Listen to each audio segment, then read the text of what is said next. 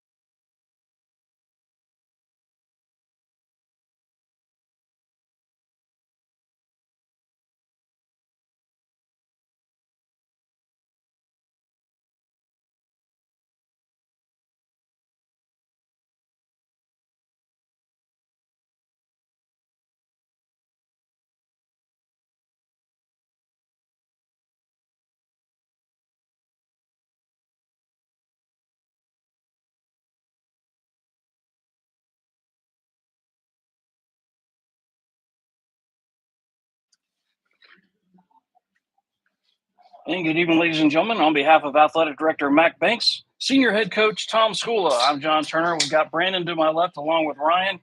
Scoreboard is taken care of, no problem there. Technology guy, all taken care of, no worries there. Me, on the other hand, not so good.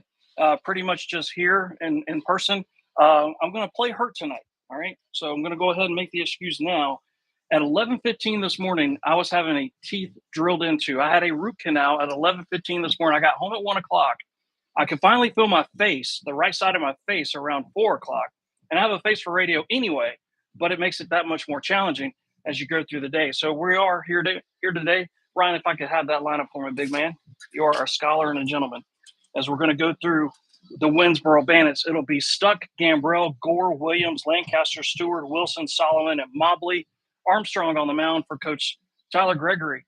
River Joy on the mound for Fort Mill Post 43 will be thrown to the catcher, Drew Gaff. Third baseman is Eli Craddock. The shortstop is Gabe Simmons. The second baseman is Nico Bartolotti. First baseman is Scott Young. And your outfield from left to right for Fort Mill Post 43, it's going to be Jonathan Barshow, Zach Jennings, and Sam Chiz. Head coach is Tom Skula, assisted by Travis Collier, Jonathan Romano, and Joel Riley. As I try to figure out the leadoff batter's first name. His last name is Stuck.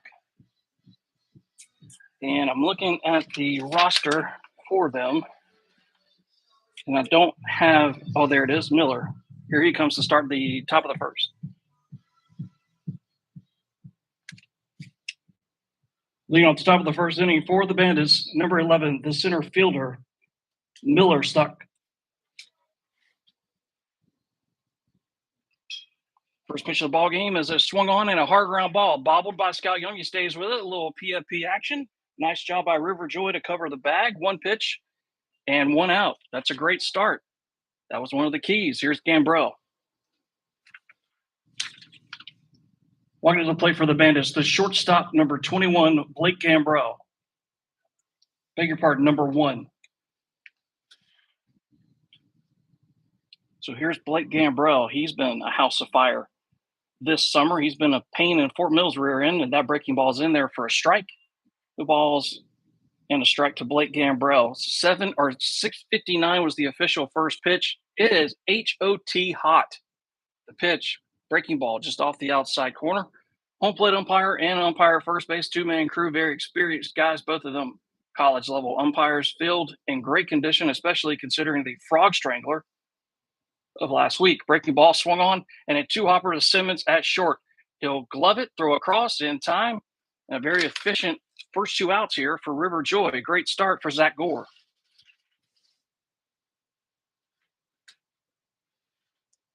Now batting for Winnsboro, the designated hitter number 12, Zach Gore.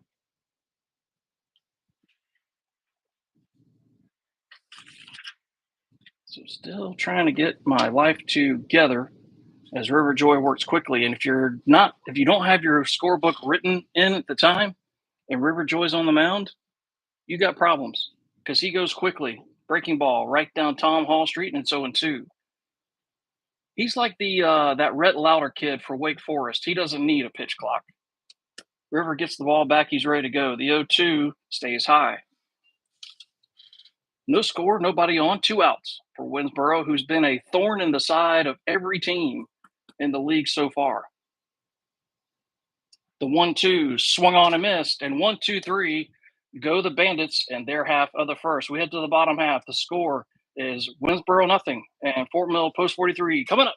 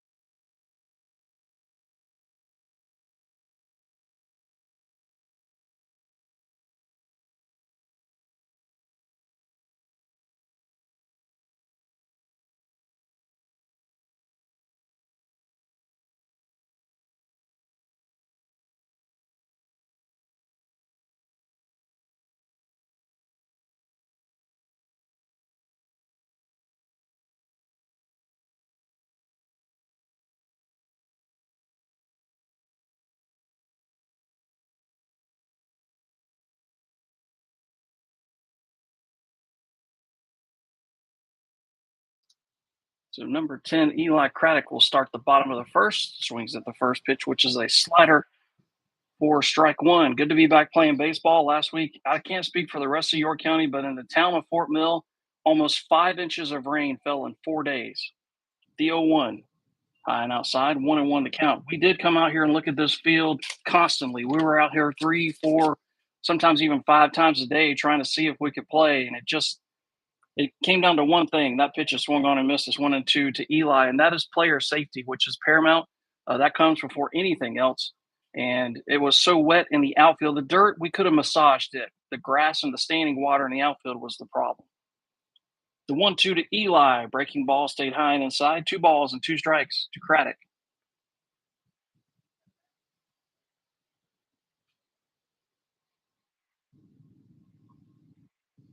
Pitch to him. Breaking ball actually is a literal 59.5 footer. Hit the side of the plate, bounced high in the air over towards the third base dugout. No score. Bottom of the first. Nobody on, nobody out. Still getting our bearings here. Pitch swung on and drilled. Deep left center field. I don't think anybody's going to get it. They're not. It's going to bang off the top of the wall. Craddock hits the bag at first, and he will stroll into second with a lead-off double. And that's how Fort Mill comes out of the chute after the long absence. And here comes Nico. Walking to the plate for Fort Mill, second baseman number 16, Nico Bartolotti.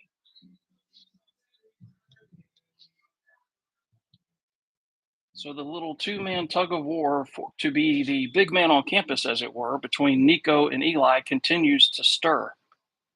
What do I mean? The pitch swung on, and there's a line drive into deep right field. Will the park hold it? I don't think it will. It will not. Gone. Nico Bartolotti says, anything you can do, I can do better. Drops a bomb out into right field just to the right of the scoreboard, and Fort Mill draws first blood, 2-0. That is Nico's second home run of the season, I believe, and the first one he hit was in a very similar spot. So a double, a home run, and we're off and running. Here's Gabe Simmons.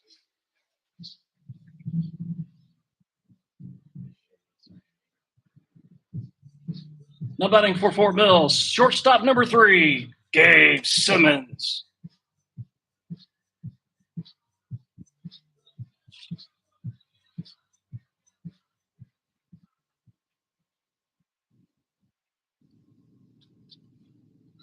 And the pitch right down Tom Hall Street for strike one to Mr. Simmons.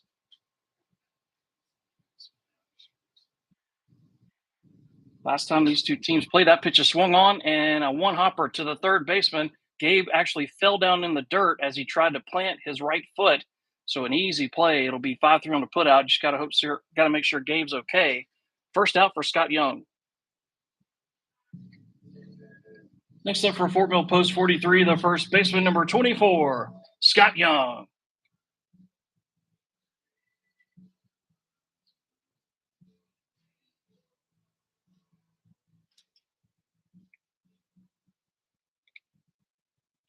Gabe looks to be okay, which we're thankful for that.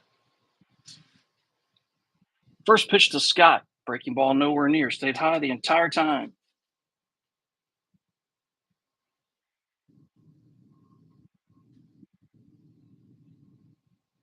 Armstrong kicks and fires that pitch right on the outside corner at the knees. Good pitch. It's 1-1. Appreciate y'all tuning in tonight wherever you may be across the fruited plains. It's the three amigos once again in the press box. The pitch. That one's off the outside corner, 2-1. I thought we were going to have a party of 4 tonight, but apparently she decided I want no part of that nonsense up in that box. And I don't blame her. The 2-1, nowhere near. 3 balls and a strike to Scott Young. The keys to the game were going to be you got to get through the top of the first unscathed. That happened. You want to draw first blood in the bottom half? That happened.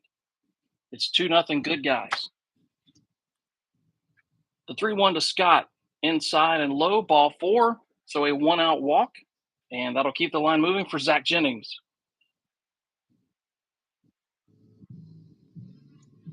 Next up for Fort Mill, the center fielder number 5, Zach Jennings.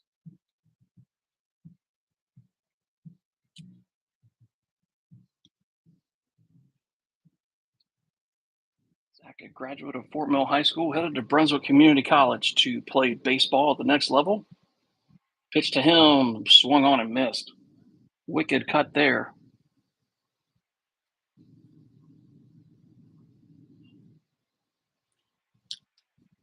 Runner at first, only one out. It's already 2-0 Fort Mill. Pitch from Armstrong is swung on and missed. Quickly 0-2. Last time these two teams played was in this house. Matter of fact, this game was supposed to be played down in Winnsboro.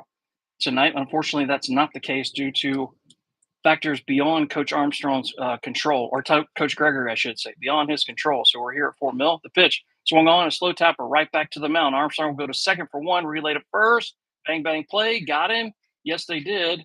And the 1-4-3 double play will retire the side. 2 runs, 2 hits, no errors, and none left. We head to the second inning, 2-0 Fort Mill. Fort Mill picks up 2 runs on the back of 2 base hits, no errors, nobody left on.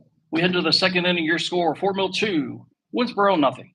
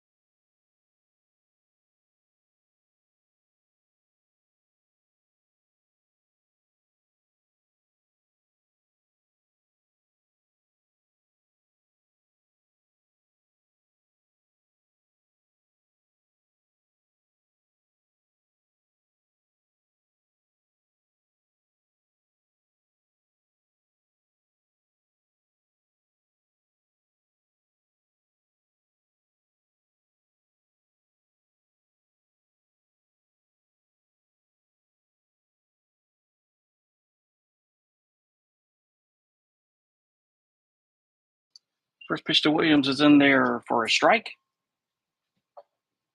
0-1 the count. Partly cloudy skies. The pitch, slider off the outside corner. 1-1 the count.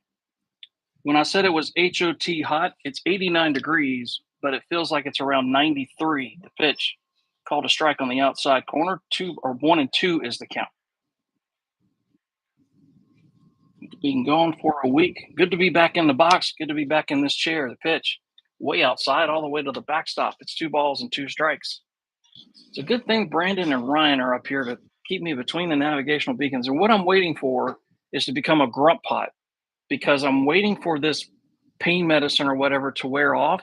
And literally, people think I'm kidding. I had a root canal this morning, so I'm playing hurt.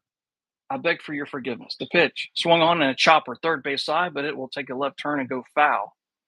And I was doing okay until I smelled smoke, and I went, "What is that?" And the dentist goes, "That's your tooth, big man." And I could literally see billowing smoke coming, and you could smell it. I was like, "Okay, I'm done here." Pitched, squibber off the end of the bat, foul, stays 2-2. It's kind of one of those things when you're watching it on Discovery Channel and it's somebody else in the chair, you're like, that's pretty cool. If it's your own tooth, you're like, okay, we're done here. We're good. We're good. I'm waving the white flag. The pitch from River Joy swung on, and it's a drop third strike. Was not caught. Got to throw him out. Drew Gaff will step inside, throw to first. 1 up and 1 down for Austin Lancaster.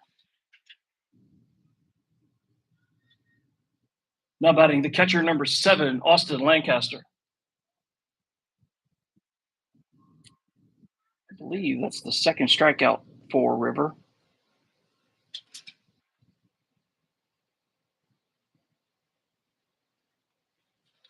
Kicks and fires. That breaking ball takes a bite out of Drew Gaff on its way to the left. I know everybody's got an eye on the College World Series. So do I. We will keep a sharp eye on that while we try to multitask, which is just asking for failure. But we're going to try it anyway.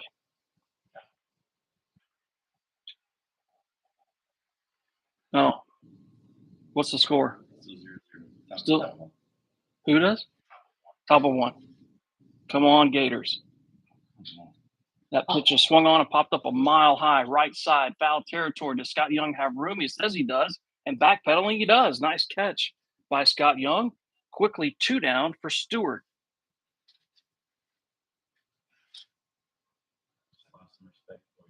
Next up for Winnsboro, first baseman number 15, Ethan Stewart. If you knew Clemson's history in the College World Series, you would not question why I'm rooting for the Florida Gators. The other thing is Kevin O'Sullivan was a pitching coach at Clemson before he took the job at the University of Florida. Matter of fact, the staff in 2002 for the Clemson Tigers, the head coach was Jack Leggett. His assistants were Tim Corbin, Kevin O'Sullivan, and Eric Bakich. That pitch is swung on and a line drive out into left field, and it'll be snagged by Barshow. And 1-2-3 goes Winnsboro again. We head to the bottom of the second inning, still 2-0. Good guys. Nothing across for Winnsboro in the top of the second. We head to the bottom half. Fort Mill 2, Winnsboro nothing. In the College World Series in Omaha, just underway, no score.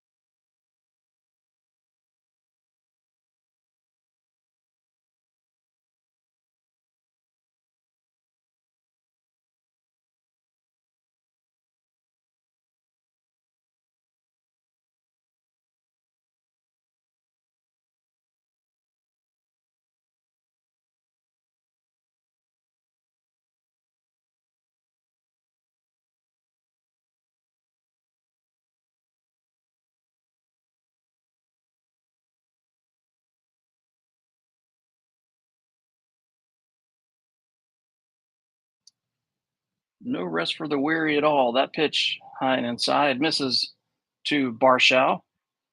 Whether you're watching on Game Changer on YouTube or on MixLR, we appreciate it. Armstrong brings the 1-0 to Jonathan. That pitch is swung on and roped in the left field. It's going to drop for a base hit. Nice job as Jonathan continues to stay hot. Runner at first, only 1 down for Biscuit.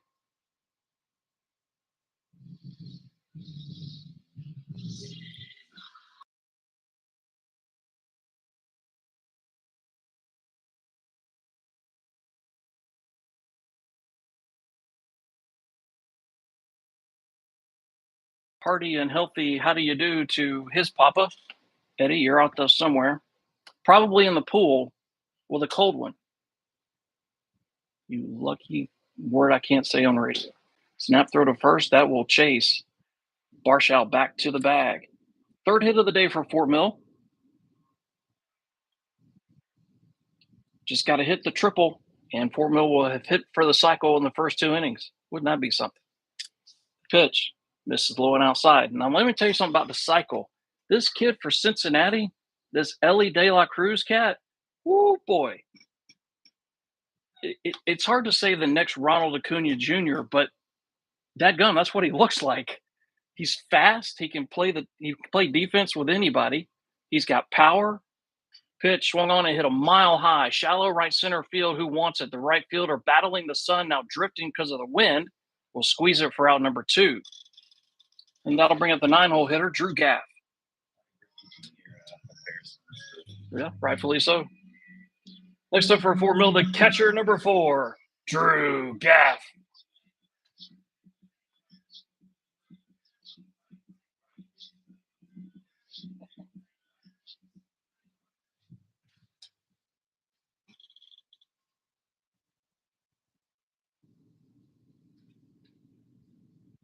Armstrong out of the stretch.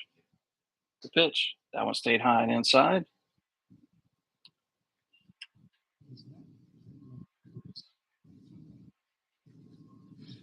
Two nothing Fort Mills. We play here in the bottom of the second inning. Winnsboro with nothing across. Pitch. High and inside. That one misses to Drew. It's 2-0.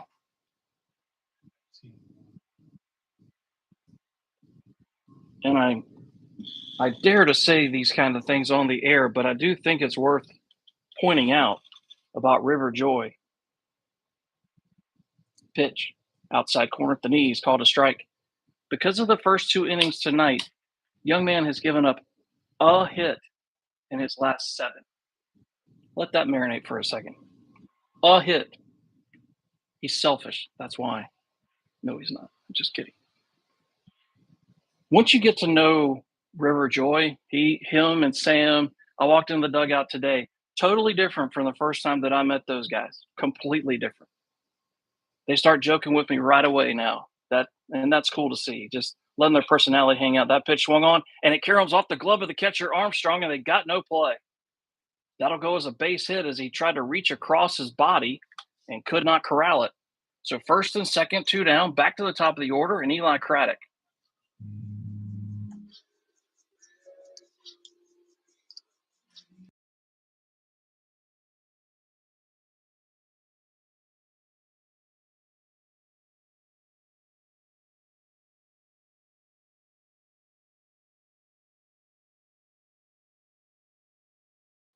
So the umpires are making notes because with that base hit by Drew Gaff, can't really charge an error because of the fact that the pitcher had to reach across his body. Would have been a heck of a play. Pitch to Eli. That one's in the dirt. So Drew Brink will be the courtesy runner at first base for Fort Mill. So first and second and 2 outs. Fort Mill with a 2-0 lead, but trying to add on as Precious Shade cascades across the playing surface here at the Hive. The 1-0 breaking ball stays high. 2 balls and no strikes to Eli. Jonathan Romano in the third base coach's box. Joe Riley in the first base coach's box. Good to have Travis Collier back in his customary spot, the head man around these parts.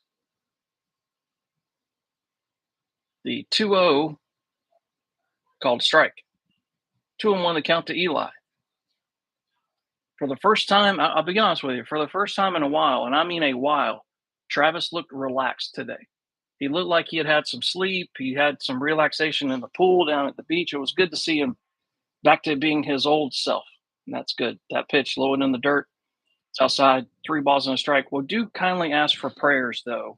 I'm not so sure if I'm supposed to let this out of the bag, but Fort Mill assistant coach, pitching coach Mike Morris is in the hospital in Monroe at the moment, and they think he might have had maybe a heart attack. We don't know. Still gathering information. That pitch is swung on and missed. It's 3-2. He started feeling not so well, had something with his chest, and they did an EKG. and they're going to do a stress test in the morning. So thoughts and prayers to Mike, and just appreciate if you could say a little prayer for Mike. Good dude. He needs our prayers at the moment. Payoff pitch to Eli. Swung on and missed. Strike three. That retires the side. No runs, 2 hits, no errors, 2 left. We head to the third inning, still 2-0 Fort Mill. No runs for Fort Mill on 2 hits, no errors, 2 men left. We head to inning number 3. Your score remains Fort Mill 2, Winnsboro nothing.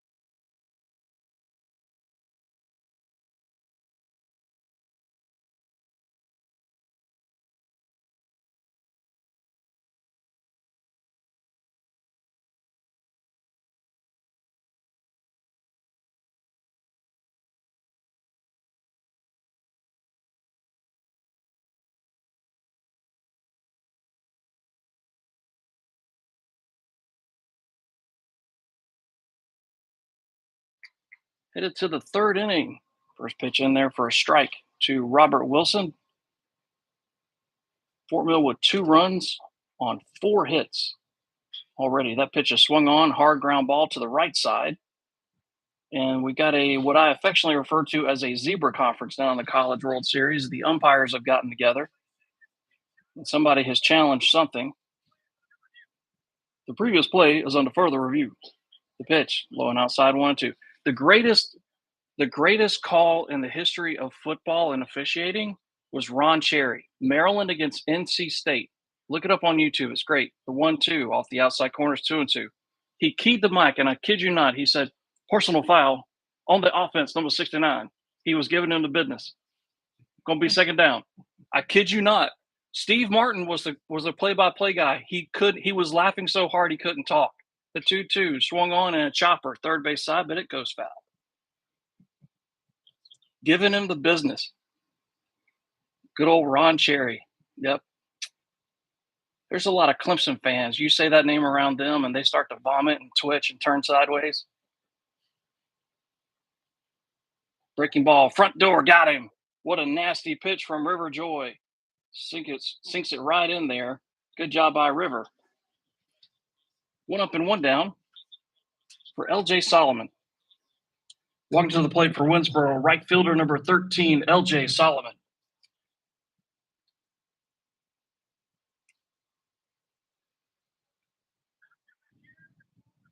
Pitch to LJ, swung on and a chopper deep in the hole. It's short. It bounds off the glove of Gabe Simmons, and that'll be a base hit. Exit velocity of about 60 miles an hour, but it'll do the job. First base hit of the night for the Bandits. And that'll take us to the 9-hole hitter, Kelton Mobley. Now batting left fielder number 10, Kelton Mobley. So whatever the call was went against the Gators. It was a play at first, and I think he got called out. They asked for a challenge, and that challenge was upheld. Or not upheld. The challenge was basically they didn't overturn the call. They stayed with it on the field. That's the bad news. The good news is Gators 2, LSU nothing. Brandon's going to punch me in the face for this nice over with. That pitch is off the end of the bat, foul right side.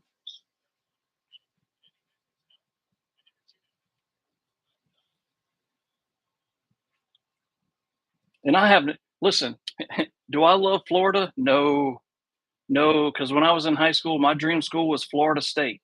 I got no love for the Florida Gators at all. I don't like either team, to be honest with you. I'm just picking the lesser of the two evils. Really. That's what I'm going. And part of me wants to see Florida kind of rebound from that first game. I think they kind of had the deer in the headlight look, but they came back yesterday and made a point. Pitch swung on a rifle shot right side, but it'll stay foul 0-2. It was a home run by Wyatt Langford, and the Gators are up 2-0 in the College World Series. Tonight's do or die. This is it. College baseball season will come to an end tonight, hell or high water. The 0-2 swung on in a chopper right side, deep in the hole. Nico dives. He's got it. Throw to first. Got him. Oh, baby. Put a star by that one. Nice job by Nico. That'll take us back to the top of the order, and Miller stuck. Back to the top of the order for the Bandits, and center fielder number 11, Miller stuck.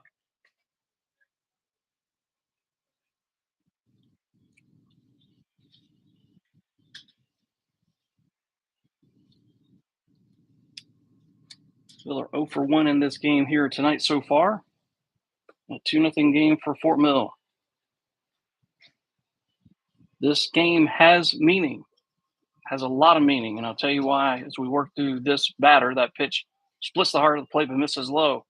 Winnsboro leads this series 2-1. They won the first game of the season 10-9 in this house. Then in their house, they won 3-2.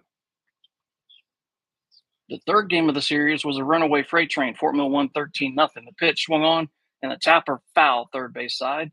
1-1 to count to Miller. So what does that mean? Well, if Fort Mill can find a way to win the game tonight, the teams will split. They'll go 2-2. Now you're in the tiebreaker situation, and my understanding is the first tiebreaker is run differential. And right now, the run differential is plus 11 for Fort Mill. Pitch. That one misses. It's in the dirt. So basically where I'm going with it is all Fort Mill has to do is win tonight. A loss means Winnsboro has every tiebreaker on Fort Mill. And that's what you don't want. It's a huge week for Fort Mill post 43. It's a massive week. A lot will be decided this week, and then next week it'll all come to rest before the playoffs start. That pitch low and outside, 3 balls and a strike to Miller. Tomorrow night, we welcome Lancaster, who's a really good team, to the Hive, 7 o'clock first pitch. And then on Thursday and Friday, we're doing the Willie Nelson. We're on the road again at Rock Hill and then at Lancaster. 3 balls and a strike. That one misses, and it's ball 4. First walk issued by River. So first and second for the Bandits for the dangerous Gambrell. Not batting for the Bandits. Shortstop number 1, Blake Gambrell.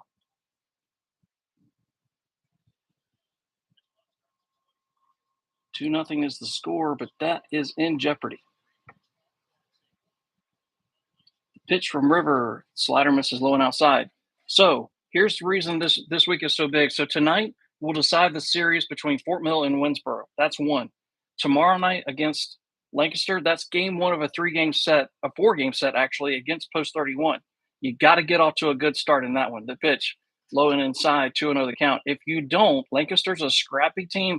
They're a lot like Winnsboro, and they will beat you if you don't take care of business. And you want to take game 1 because you got to go to Lancaster on Friday. But Thursday night, to me, Thursday night is the big one at Rock Hill. If Fort Mill wins that game, that's all they got to do is win that game, and they win the series 3-1. Now, if Fort Mill loses to Rock Hill Thursday night, there's still a scenario where Fort Mill has the tiebreaker because of the run differential. Rock Hill won 2-0, but then Fort Mill won by 10 runs and then by 8 runs. So you do the math. Why does it always come back to math? It always comes back to math. But if you do the math, basically the scenario is Fort Mill would still take the series, just can't get boat raced. Is it possible? Yes. Is it probable? No. But again, that scenario can go by the boards if Fort Mill just takes care of business and wins the game. That's why this week is huge.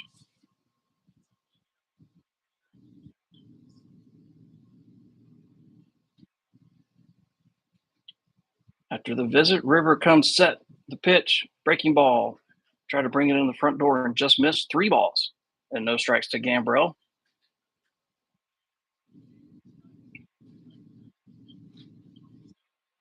The base hit would cut the lead in half. And I know it's gotten dark on the screen of the camera. That's because it's gotten really dark in the ballpark pitch. And that one's low and in the dirt. Back to back walks issued by River Joy. That's going to load the bases for the Bandits for Zach Gore.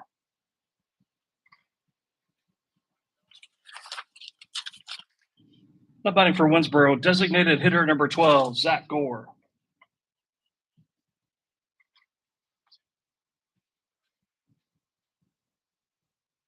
Started with a strikeout, then a single, then a nice play by Bartolotti for out 2. Now back-to-back walks. It's bases loaded and 2 outs.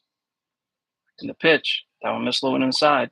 Now going back to last week, the only teams in the league that I know that played was that Monday night. Now, Fort Mill didn't have a game scheduled Monday night. That's why.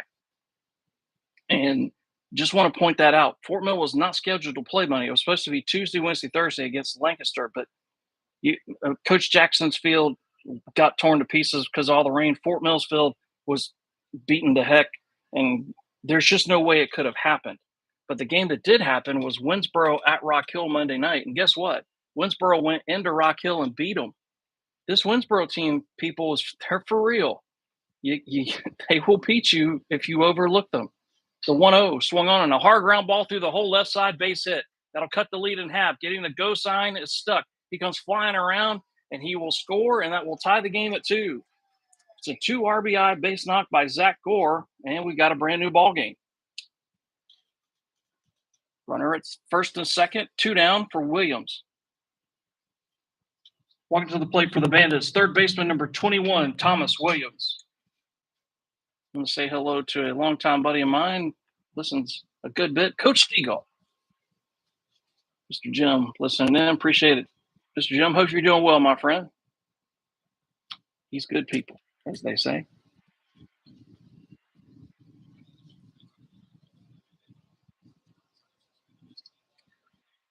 Pitch, breaking ball is swung on and fouled out of play right side. Williams struck out his first time at bat. That was back at the start of the second inning.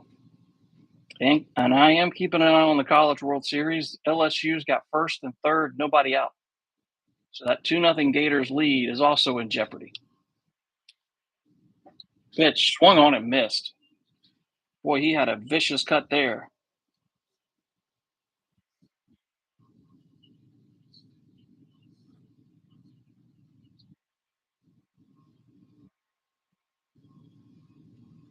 Two balls and 2 strikes to Williams. Pitch swung on, and this one's sprayed foul right side, and we'll do it again at 0-2. Fort Mill led 2-0. Now it's 2-2 as the pitch count for River Joy has exploded here in the second inning. He hasn't been missing by much. A couple inches here and there, and he's in the zone.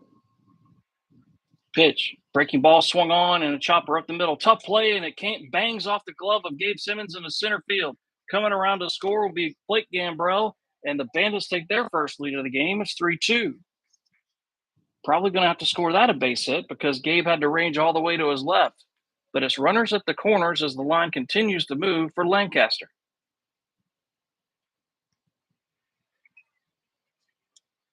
Next up for the Bandits, the catcher number 7, Austin Lancaster.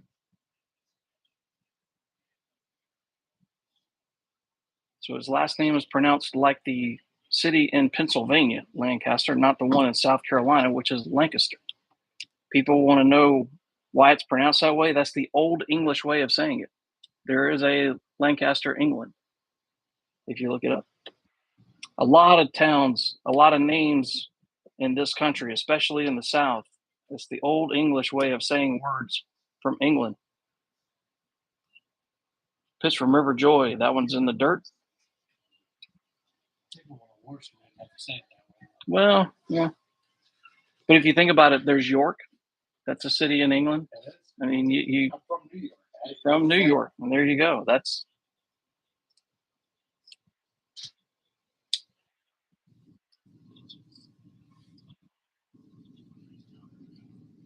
First and third. River Joy just trying to get that final out. He's going to step off the rubber. He's going to look at second and throw the ball to Nico.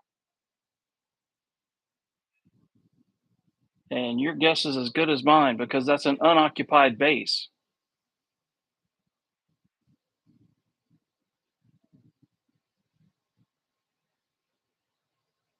Now, if you do that and it's unoccupied, I think if it's first base and it's unoccupied, that's a problem, I think. But because it's second in this scenario, I don't think it's a hill of beans. But that ball could have gone into center field, and that would have been bad. Pitch swung on and a hard ground ball under the glove of Eli into left field. Another base hit for the Bandits. Coming home to score is Gore, and they've doubled up Fort Mill, now 4-2. And the wheels are coming off here for Fort Mill in the third inning. They'll bring up Stewart. Now batting the first baseman, number 15, Ethan Stewart.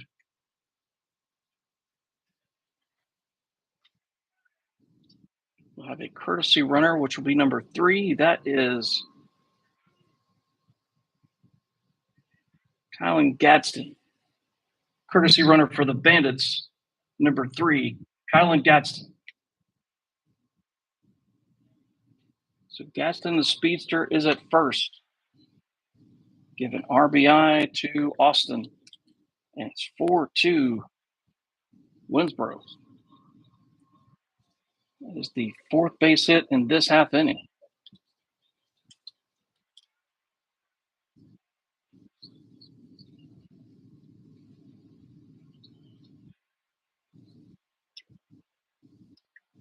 First and second. Pitch way outside. A ball and a strike.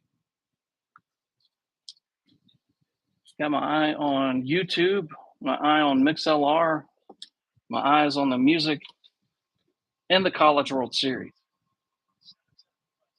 That's called addiction. It's very bad for you. The pitch swung on and missed. Swung right over the top of a changeup. And it's 1-2 as the wind dies down, as the sun begins to set off to our left behind a big, thick group of clouds. And you get the rut row feeling. The 1-2 breaking ball off the outside corner, 2-2. The way it works in this ballpark in this town, if it comes from the southwest and it comes from over those trees over towards Harris Street near Sutton Road, we're in trouble. Pitch swung on and missed. He's to drop third strike. They'll have to throw him out because there's 2 outs, and he does, and that'll retire the side. But 4 runs on 4 hits, no errors, 2 left. We have the bottom of the third. It's 4-2 Winnsboro. Bandits pick up 4 runs on 4 base hits, no errors, 2 men left. We have the bottom of the third inning. Your score is now Winnsboro 4, Fort Mill 2. They're in the second inning in Omaha, Nebraska. Florida 2, LSU 1.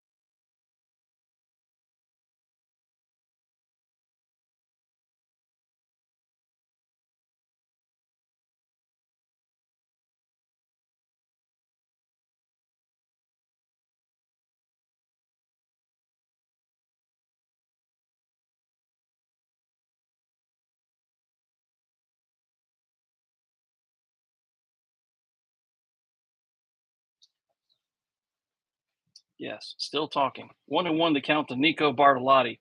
By the way, those on YouTube, I keep having to mute you. Here's why. The copyright police are out and about. They're like the cops in TK. They're looking to pop you. So I have to mute you because if I play more than 15 seconds of any song and it's protected by copyright, even though I bought the song and paid the money, I still can't play it. Because that makes sense. Said no one ever. That breaking ball nowhere near, and it's 3 balls and a strike to Nico Bartolotti. Fort Mill needs base runners to start cutting into this lead by the Bandits. Because again, the one thing Fort Mill cannot do is lose this game. Pitch inside corner, and I mean just off the corner, and it's ball 4 to Bartolotti. Good start by Fort Mill here in the third. Leading man on for Simmons. Walking to the plate for Fort Mill post 43, the shortstop number 3, Gabe Simmons.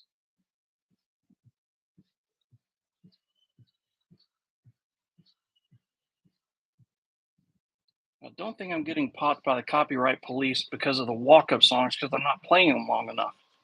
Normally, they only get played about 10 to 15 seconds. That pitch is swung on, popped up a mile high right field. Gabe flips the bat in disgust, and it'll be squeezed by Solomon for out number 1. That'll take us to Scott Young. Next up for Fort Mill, the first baseman, number 24, Scott Young.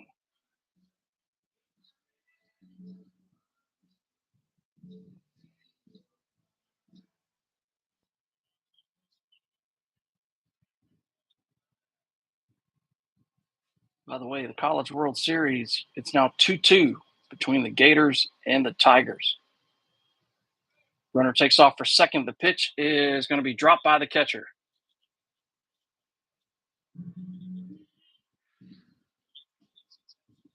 First stolen base of the night for Fort Mill. Hopefully one of many. That'll put Bartolotti in scoring position with only 1 out. Only the second walk issued, by the way, if you're counting for Mr. Armstrong.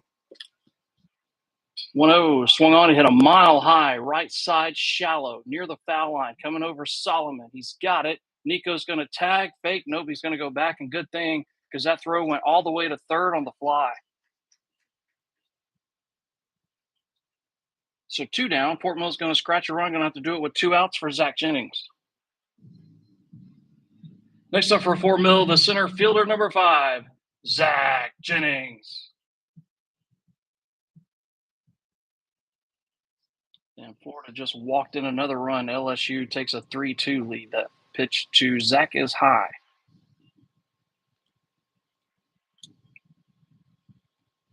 Kevin O'Sullivan, the head coach of the Gators, was an assistant coach for Clemson for many years. The 1-0 swung on and hit a mile high right side, but out of play. And one thing he did not tolerate as the pitching coach of the Clemson Tigers, and he doesn't tolerate it as the head coach of the Gators, don't walk people. If you walk people, Kevin O'Sullivan will hook you. He doesn't care your name. He doesn't care your class. He doesn't care where you're projected in the major league draft. Don't walk people. Free 90s will not be tolerated. The 1-1 from Armstrong clips the corner. A ball and 2 strikes to Zach Jennings. And I think those clouds are here to stay, which is a good thing because that means I'm about to open a window in this joint. That'll help with the glare and the light issue on YouTube. That pitch is outside and in the dirt. Matter of fact, I think I can go ahead. Okay, all right. Don't kill your equipment. Easy. Attaboy. Delicate operation over here. Said no one ever. I had too much crap. The pitch from Armstrong swung on and a 3-hopper to the shortstop. He'll sling it across, and that'll take care of Fort Mill. No runs, no hits, no errors, and a man left. We head to the 4th inning, still 4-2 Bandits. No runs for Fort Mill on no hits, no errors, 1 man left. We head to the 4th inning. Score remains Winnsboro 4, Fort Mill 2. Pitching change in Omaha in the 2nd inning. The score is now LSU 3, Florida 2.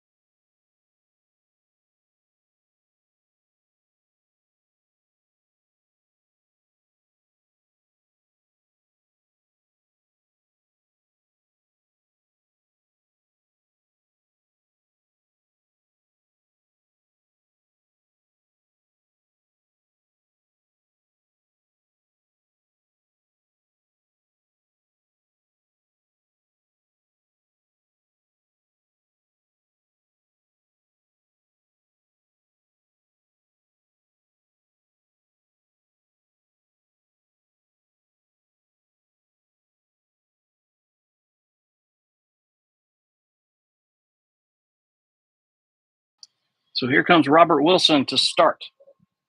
The fourth inning, that pitch is swung on, and a little Ric Flair out in the right field. Trouble if it's fair, but it just goes foul. Oh, boy. One of those little half moons that just kind of hangs in the air, but not long enough for anybody to get to it. And it was fair 95% of the way and goes foul by about a foot. There's a break for Fort Mill. Oh, by the way, LSU's got the bases loaded and one out, and the guy in the box, some kid named Tommy White. Hashtag oh crap. Pitch swung on and whistled foul over our heads. No balls and 2 strikes to Robert Wilson, 0 for 1 tonight. Struck out to lead off the third. But that's when the wheels came off the wagon for Fort Mill. Pitch, breaking ball nowhere near. And that's been the pitch that River Joy has been struggling with. Now, the first inning, he was getting it in the zone, but since then, he hasn't been able to locate it.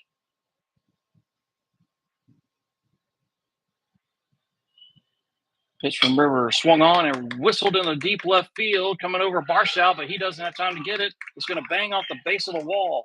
Coming around first on his way to second with a leadoff double is Wilson. So a runner in scoring position, nobody out for the Bandits for L.J. Solomon.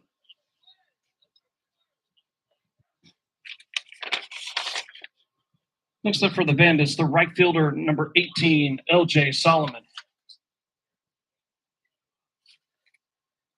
That is the 5th base hit of the night for the Bandits of Winnsboro. I told you, these guys can play. They don't mess around. Pitch from River, slider, nowhere near, ball 1. Brandon has abandoned his post. Is all well? I believe he's taking care of some work business. Oh, taking care of business. His job. I'm trying to remember what I think. He does something with chemicals. The pitch swung on and a 2-hopper to Simmons at short. He'll look at third, but he'll throw to first. Had a chance at the runner at third, but he made the safe play. It goes a 6-3 ground out for Kelton Mobley. Now batting the left fielder, number 10, Kelton Mobley. By the way, Tommy White just hit a base hit. It's 4-2 Tigers. And LSU looking like they're going to win national title number 7. Florida looking for their 2nd national championship. Pitch from River, that one's high inside, and I think Gaff thought it was going to get by him. So did the home plate umpire, who did the right thing. They're supposed to pivot with their left foot. He did. He took his mask off and he read the shoulder of the catcher. That's exactly what you're supposed to do as the umpire. Pitch swung on and a chopper foul third base side. Don't look at the ball. If you look at the ball, the catcher's going to run into you.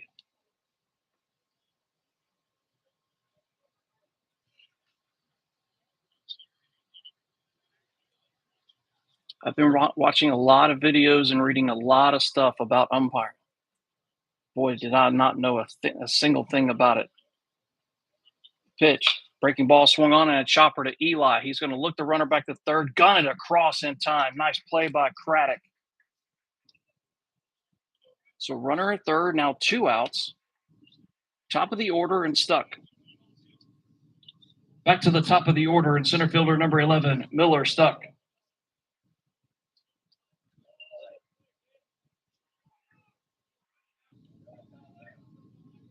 Wow, another base hit by LSU. It's 5-2 Tigers in the 2nd.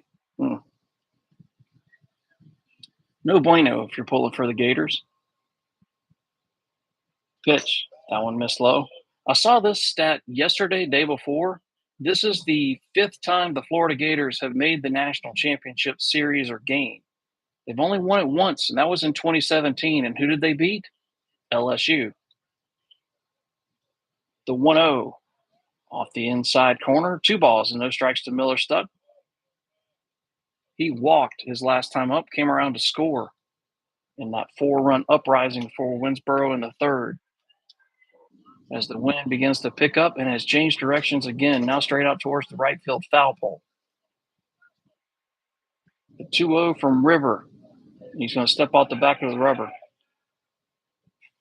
I don't think he was 100% comfortable on the pitch that was called.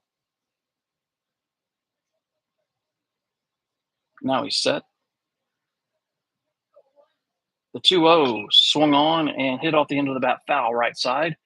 2 balls and a strike to Miller Stuck.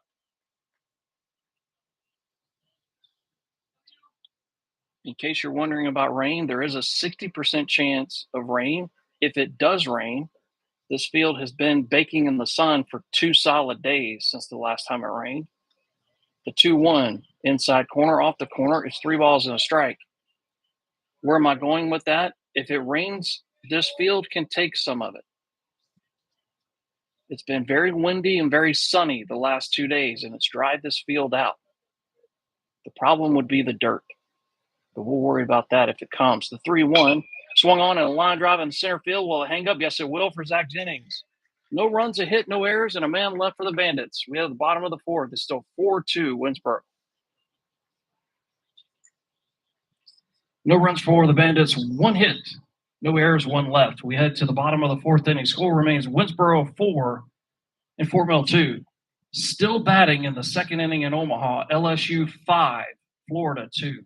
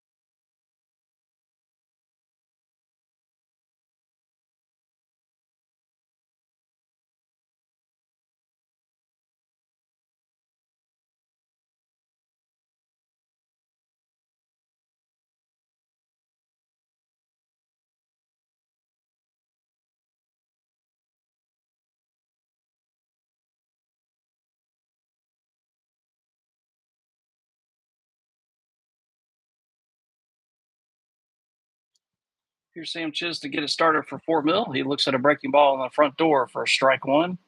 Sam struck out to start the 2nd inning. We're now in the bottom of the 4th. It's 4-2 Bandits. Pitch from Armstrong. That one bounces up there. Ball and a strike to Sam.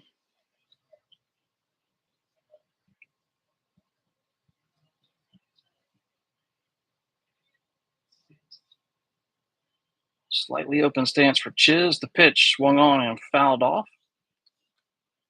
Last name is CZYZ, pronounced Chiz. I do believe his father said it was Polish. Turner is German. Don't ask me how. I've got no clue. No idea. The 1-2 swung on and a line drive out on the right field, but Solomon's got a beat on it. It had a lot of backspin, and he almost overran it.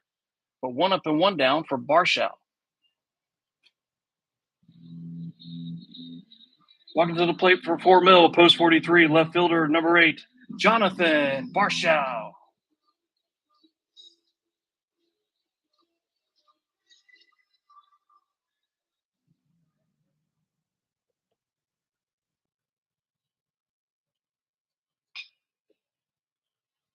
He swings at the first pitch. It's a worm burner to the shortstop. 1 hops the first baseman, and they say he is safe. That will go as a base hit as Barshow beats the rap at first. The runner at first for Busquet. Next up for Fort Mill, post 43, designated hitter number 12, Hunter Busquet. Busquet will look at his play sheet and then shove it in his back pocket as Coach Romano flashes the signs. It's a series of numbers. Score that a base hit for Jonathan, who continues to swing a hot bat. Biscuit's 0 for 1. He flew out the right field his first time up. That pitch is swung on, and he hits a high pop up on the infield. Second baseman out into right center field. It was a hit and run, so Barshaw's got to boogie back to the bag, and he does so. So Hunter's 0 for 2. That'll take us to the 9-hole hitter and Gaff. Next up for Fort Mill, the catcher number 4, Drew Gaff.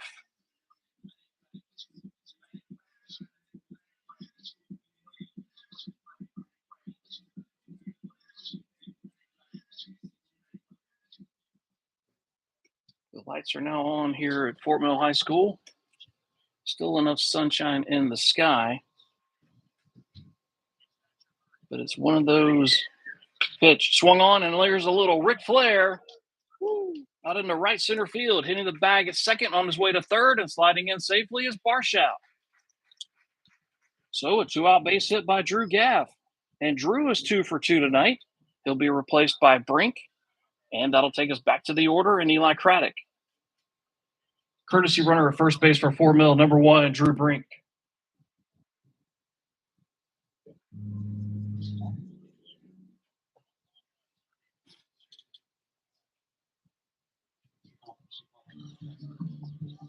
And as soon as I start to announce Eli coming to the plate, Coach Gregory pops out of the Winnsboro dugout.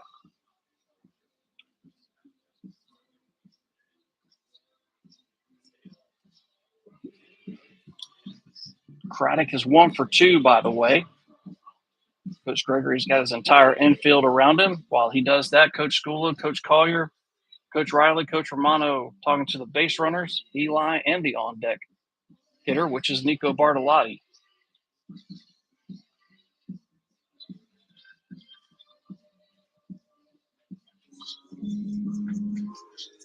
Back to the top of the order for Fort Mill and third baseman number 10, Eli Craddock.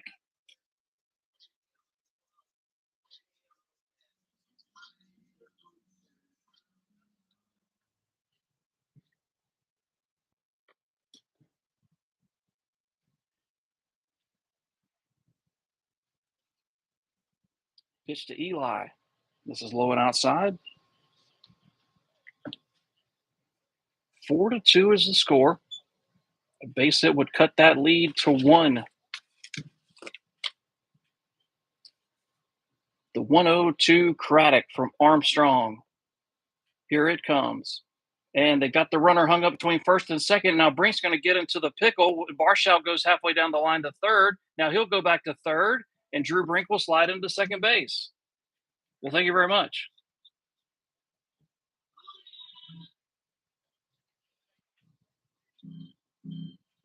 Now it's second and third. 1-1 to count to Eli. So now a base knock means a brand new ball game.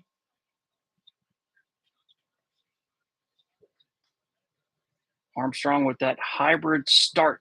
The 1-1. Fastball misses high and inside.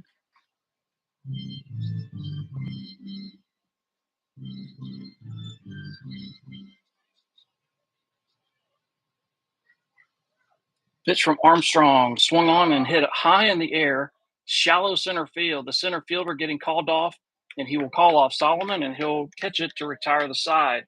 No runs, 2 hits, no errors, 2 left. We head to the 5th inning. It's 4-2 Bandits. No runs across for Fort Mill on 2 base hits, no errors, 2 men left. We head to the 5th inning. Your score remains Winnsboro 4 and Fort Mill 2. Bottom of the 2nd inning in Omaha, Nebraska.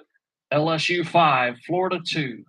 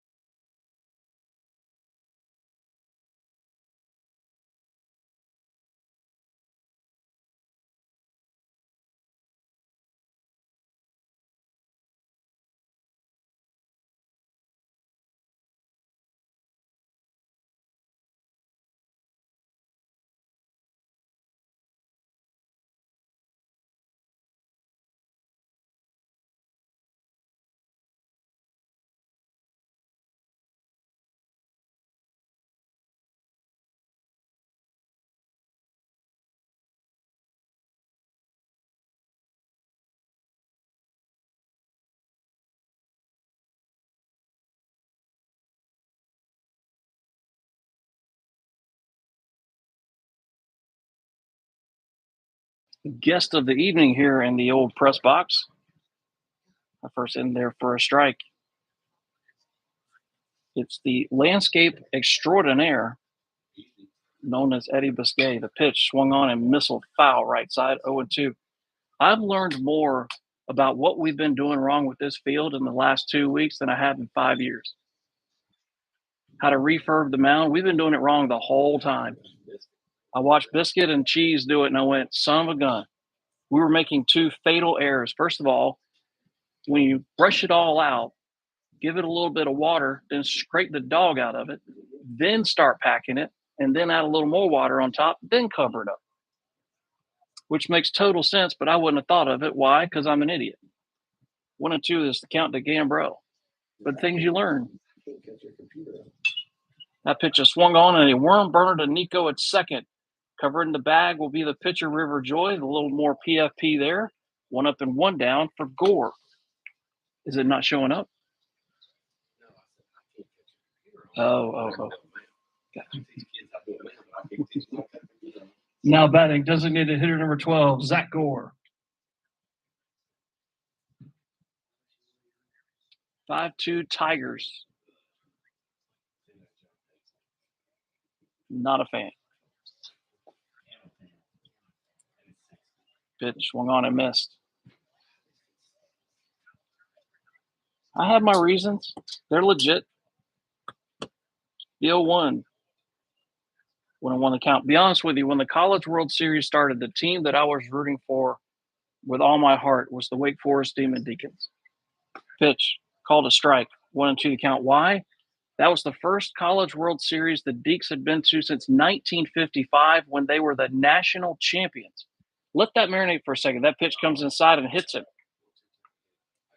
That'll be a hit by pitch to Gore. That'll be a 1-out base runner. It'll take us to Williams. Now batting third baseman number 21, Thomas Williams. And just to finish the thought where I'm going with that is, the ACC is really good at baseball. They've got 2 national titles since 1955, Wake Forest in 55 and the 2016 Virginia Cavaliers. That's it. The pitch, outside corner, and he's called a strike. Now think about that. Florida State's been 24 times, no national titles. Clemson's been 12 times, no national titles. The SEC has captured the national championship, some audacious number, 12 of the last 16 years, something like that. I'm still waiting for Syracuse to start their team. Sorry? I'm still waiting for Syracuse to start their team. Start the baseball team? Yeah. And you know what? You can snicker, but there's a lot of kids in upstate New York that can play. They all go to Northeastern, and watch how good the Huskies are. A lot of those cats are from Massachusetts and upstate New York. The 1-1 from River swung on and a missile, deep center field. Zach will turn his back. He's going to look up, and that ball's going to bang off the M in center field. Getting the go sign around third, coming home to score will be Gore. The throw home not in time, and it's 5-2. To the deepest part of the yard, it'll be a run-scoring double off the bat of Thomas Williams, and now a 3-run lead for the Bandits. That'll bring up Lancaster. Now batting the catcher number 7, Austin Lancaster. So coming around to score on that was Gore.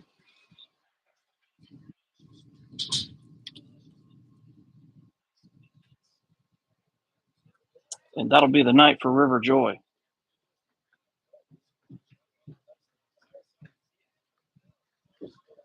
So we will take a timeout. We'll have our first Palmetto family here in center call to the bullpen. Tell you who the new pitcher is when we come back.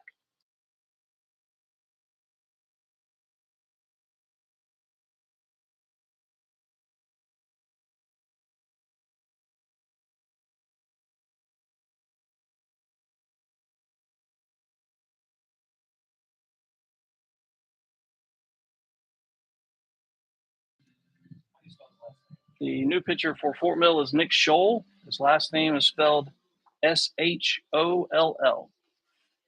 Nick is a graduate of Fort Mill High School. He's a crafty left-hander, a lot of breaking balls. He will mix it up. He hides the ball really well. Palmetto Family Hearing Center, this is our call to the bullpen sponsor.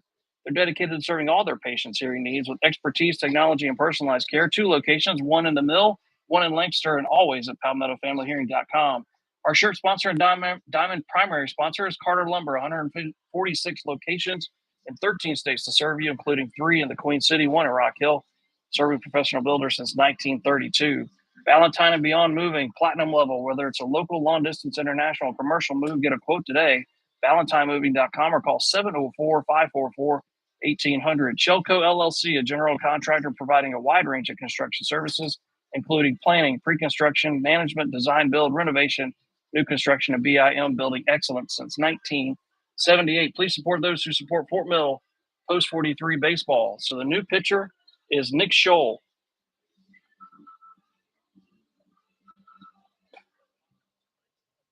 I believe, if I remember correctly, if you combine his JV and his varsity stats, I think he's got a start. I mean, he is a bullpen guy. But when you got somebody like Riverjoy, and I understand where Coach School is going with this, if you bear with me for just a second, you go from Riverjoy, who's a crafty right-hander where everything's running away with a lot of glove side movement, pitch just off the outside corner with the Uncle Charlie from Nick.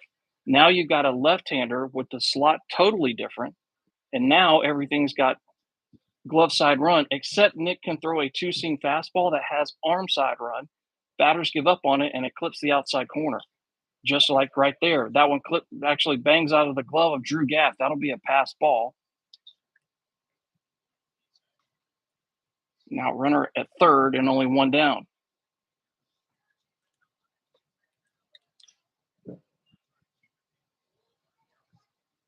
And now Fort Mill is going to bring all 4 infielders onto the lip of the grass. Pitch from Scholl just off the outside corner. 3 balls and no strikes. And if he loses, Lancaster, not the worst thing in the world, because first base is unoccupied. And it would put the double play back in order, and that pitch is ball 4. So Nick Scholl walks the first guy he sees. So now Fort Mill most definitely in the soup. And that'll bring up Stewart. Now batting the first baseman, number 15, Ethan Stewart. Now running at first base for the Bandits, number 3, Kylan Gatson. All right, my brother. Good to see you. You good? Yep, had to come up and say hi. Yeah, man. We have another guest. We've had 2 papas in the press box tonight. We already had 2, Brandon and Ryan. This man behind me, I'm going to give you some news on his youngin' in just a second. He's got a new home. The pitch, inside corner, runner takes off for second. The throw down, not in time, and the runner is going to put on the brakes and go back to third. The gentleman behind me is Chad Rasmussen. His son, Connor, is now a proud member of the Tulane Green Wave. Congratulations, Connor. Proud of you, son. Go down there, going down to Louisiana. But I do have a question. The 1-0 comes inside and hits him. That'll load the bases. How you going to get Grandma and Grandpa from Greenville, South Carolina down to Tulane? Southwest Airlines. Southwest Airlines. Outstanding answer, sir. Outstanding. And that'll bring a visit to the mound by Coach Skula. That's probably going to be the night. So good to see you, Chad. Yeah, man. Yeah, Connor Rasmussen's dad, Chad. Connor, it's you shouldn't talk like this, but I'm going to. Connor Rasmussen, easily one of the 5 greatest players the school's ever had. His stats were just unbelievable. Think about it this way. He was one of those COVID kids. He was a freshman, 14 years old. He was the starting shortstop. He unseated a junior for shortstop position. He had to sit out COVID year, right? Fort Mill only played 7 games before COVID shut it down. His 100th career hit as a Fort Mill Yellow Jacket was a 3-run home run to right field that gave Fort Mill the lead that they never gave up. That's Connor Rasmussen. I referred to him as the Chipper Jones of Fort Mill. He always took what the opponent was going to give him. If you were going to walk Connor, who cares? No big deal. He'll take what you give him. But if you put one low and inside in his happy place, he can pull those hands in and murder it. He can also pitch a little bit. He's got a knuckle curve that he throws. It's nasty. But congratulations to Connor. Nick Christ, the new pitcher. Let me introduce him to the crowd. Ladies and gentlemen, your attention, please. Now on the mound for Fort Mill, number 17, Nick Christ.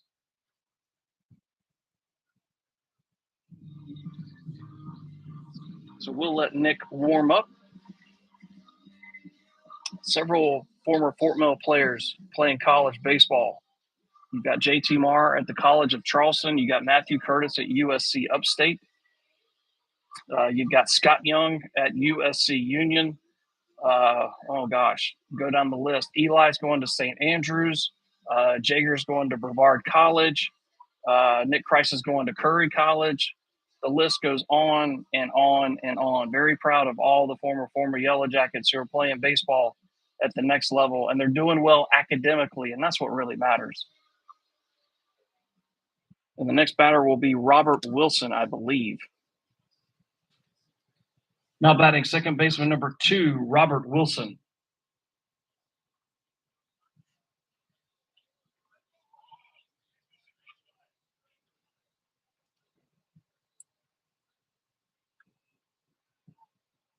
Tell you how old I am and how long I've been around this Fort Mill program. Even with them being super seniors, some of the guys from that 2017 class are now graduate students playing their 6th year of college ball. That pitch right down Tom Hall Street for a strike. Unbelievable. Come August, actually come September, technically, will be the start of my 11th year here at Fort Mill High School. The pitch, that stays high, 1-1 the count. And actually just had a conversation with our athletic director. We have a new men's basketball coach. It's Myron Lowry. And thankfully, Coach Lowry wants me back as the public address announcer. So I'm very, very humbled by that and appreciative. That pitch is swung on and missed. It's 1-2. Fort Mill basketball has won the Region 3 5A championship 3 of the last 5 years. 7 of the last 12, in case anybody's wondering. The 1-2 swung on and missile into left field. It's going to score at least one. Getting the go sign around third will be Gadsden. The throw home, not in time. And Winnsboro has busted it open. It's 7-2. Fort Mill's hole just got that much bigger. And the inning continues for Solomon. Now batting right fielder number 18, L.J. Solomon.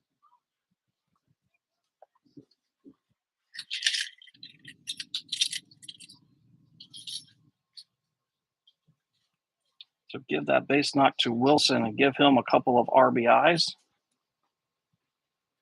That's runs 5 and 6, or 6 and 7. That's the 3 runs now in this half inning for Winnsboro. So Fort Mill's bats are going to have to come alive and quickly. It has been done. The pitch swung on and missed. Go back to the first game of the season. The final score was 10-9 Winnsboro. So can that happen? Yes. What does Fort Mill have to do? To speak to you frankly, you got to get into the bullpen. You got to get Armstrong off the bump. The pitch swung on and a worm burner to Gabe. He'll dive, but he can't get a hold of it. Coming around third, the score will be Lancaster. The throw will go to third, and the throw, it gets away from Eli. It's going to go all the way to the on-deck circle, but it'll be backed up by Nick Christ. So give an RBI single for Solomon, and it's 8-2. Now runners at second and third for the 9-hole hitter, which is Mobley. Now batting the left fielder number 10, Kelton Mobley. But if you're Fort Mill, you can't give up any more runs. And to think that the first batter of this inning was Gambrell, who's arguably the best player for Winnsboro, and he got retired. Since then, it's been a hit by pitch, a double, a walk, a hit by pitch, single, single.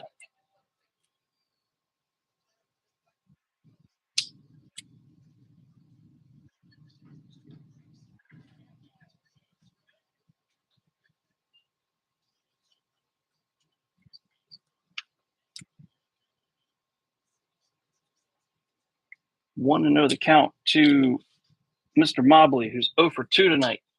Pitch, breaking ball, wow, right in the front door, but the umpire says it's a little too far inside. 2-0 the count.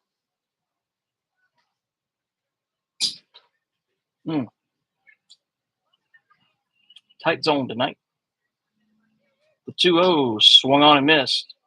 And Mr. Mobley had bad intentions with that swing. 2-1.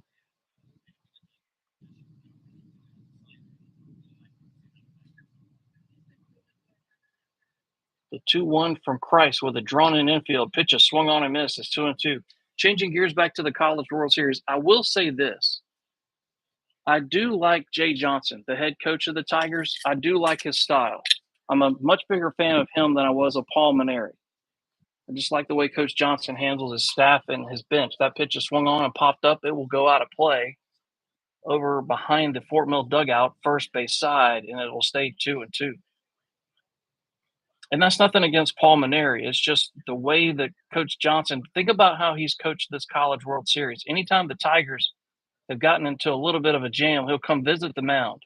He takes the steam out of the opponent. He breaks the rhythm. And more times than not, LSU makes the play to get out of it. That's the whole point of visiting the mound. The 2-2 swung on and missed. Tied him up inside and got him. First strikeout by Nick Christ, back to the top of the order, and Miller stuck. Back to the top of the order for the Bandits, and center fielder number 11, Miller stuck.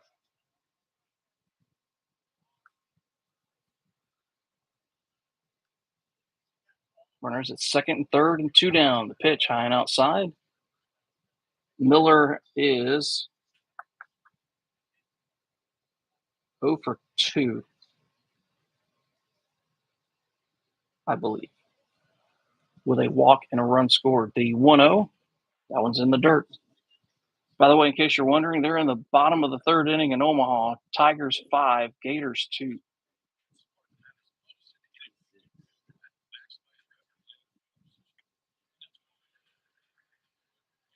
I'm going to try to check out the junior game when I got a chance. That pitch swung on and a little flare out to right field, but it will take a right turn and go foul. Somebody just sneezed violently. Gesundheit. That sounded like he was coughing up a lung. The 2-1, nowhere near. 3 balls and a strike. By the way, you think there's a lot of runs scored in this game? They're in the bottom of the third over at the Swamp. Fort Mill Juniors 9, post 31 balls 8. Golly. And another visitor to the press box. The 3-1 swung on in a high pop, shallow left field, coming in a hurry. Barshow still coming in, and he'll make the catch to mercifully retire the side. But Winnsboro with more damage. They score 4 times. They do it on the back of 3 base hits. No errors, 2 left. A lot of work to do. It's now 8-2, headed to the bottom of the 5th. 4 runs for Winnsboro, 3 hits, no errors, 2 men left. We head to the bottom of the 5th inning. It's now 8-2 Bandits. Bottom of the 3rd in Omaha. LSU 5, Florida 2. In the junior game, bottom of the 3rd over at Catawba Ridge, Fort Mill Juniors 10, post 31 Juniors 8.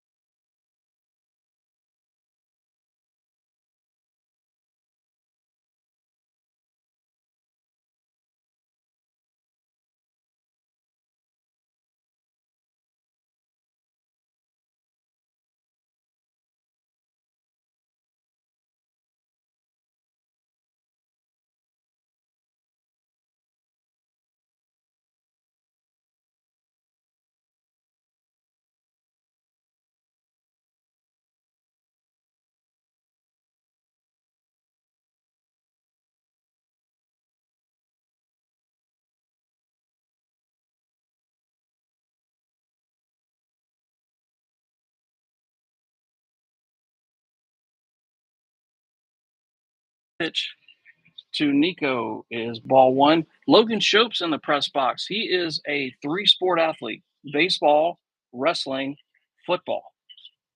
He's a bright kid. I'll tell you how I know after this pitch. That one's in the dirt all the way to the backstop's 2-0. He's a linebacker in football. He's the 132 class in wrestling and a 2023 state champion. That's correct. The hashtag Brock Solid, the 2023 state champions for Fort Mill. By the way, little braggadocious, that now means that's in the last 18 months on this campus, Fort Mill has won, count them, 4 state titles and finished second 4 other times. Other than that, we've sucked out loud. The 2-0 swung on in a missile in the right field. It's going to drop for a base hit. Nico Bartolotti gets another base knock. He's now 2 for 3. By the way, the Cup standings came out earlier today. Fort Mill finished 5th in 5A in the entire state. A little braggadocious. Here's Gabe Simmons. Walking to the plate for Fort Mill, the shortstop number 3, Gabe Simmons. And by the way, the town of Fort Mill, while we're on the soapbox of being braggadocious, that pitch is swung on and hit foul past Romano at third. The Nation 4 Falcons finished 8th. Now, here's how the top 5 came out. Number 1 was Wando, then Dorman, then River Bluff, I believe. Trying to remember who finished 4th, but then there's Fort Mill at 5th, Nation 4 at 8th. In 4A, Catawba Ridge finished 3rd. Athletics in this town's pretty good. It's pretty good. It's not just baseball and softball and rest. It's everything. Cross country won a state championship 2 years ago, finished runner-up this past year under Coach Whitaker and that staff. Wrestling, state champions. The softball team, 2022 state champions. The pitch off the inside corner is 1-1. Now, why is that a big deal on this campus? The first state title for Fort Mill was not won until 1961. The school was founded in 1921. The first state title was the baseball program in 1961. It took that long to get a state title. The 1-1 swung on and hit out of play foul right side. The wrestling state championship was state championship number 30 for a school that's been around for 102 years. And think about that. 4 in the last 18 months is pretty good around these parts. Because let's be honest, we were not very good for quite a while in a lot of things. The 1-2 outside, runner takes off for second. Great throw down. Nico's dead meat.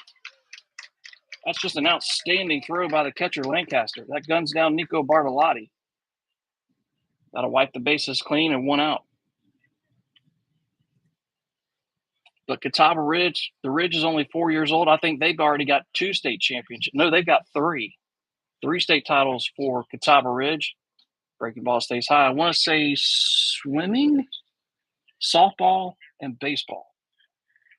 Nation Ford, they've won state championships as well. The 3-2 swung on and hit high in the air, deep center field, but the ballpark will hold it. The center fielder is still going back, and it goes over his head. The wind got a hold of it. Gabe will hit the bag at second. He's going to try to take 3. A good throw, and he's out. And the good throw, is he dropped? Is he there? Is he out? Yes, he is. That'll go as a double, and it'll go as a put out. It'll go 8-6 to 5. 2 down for Scott Young. Next up for Fort Mill, first baseman number 24, Scott Young.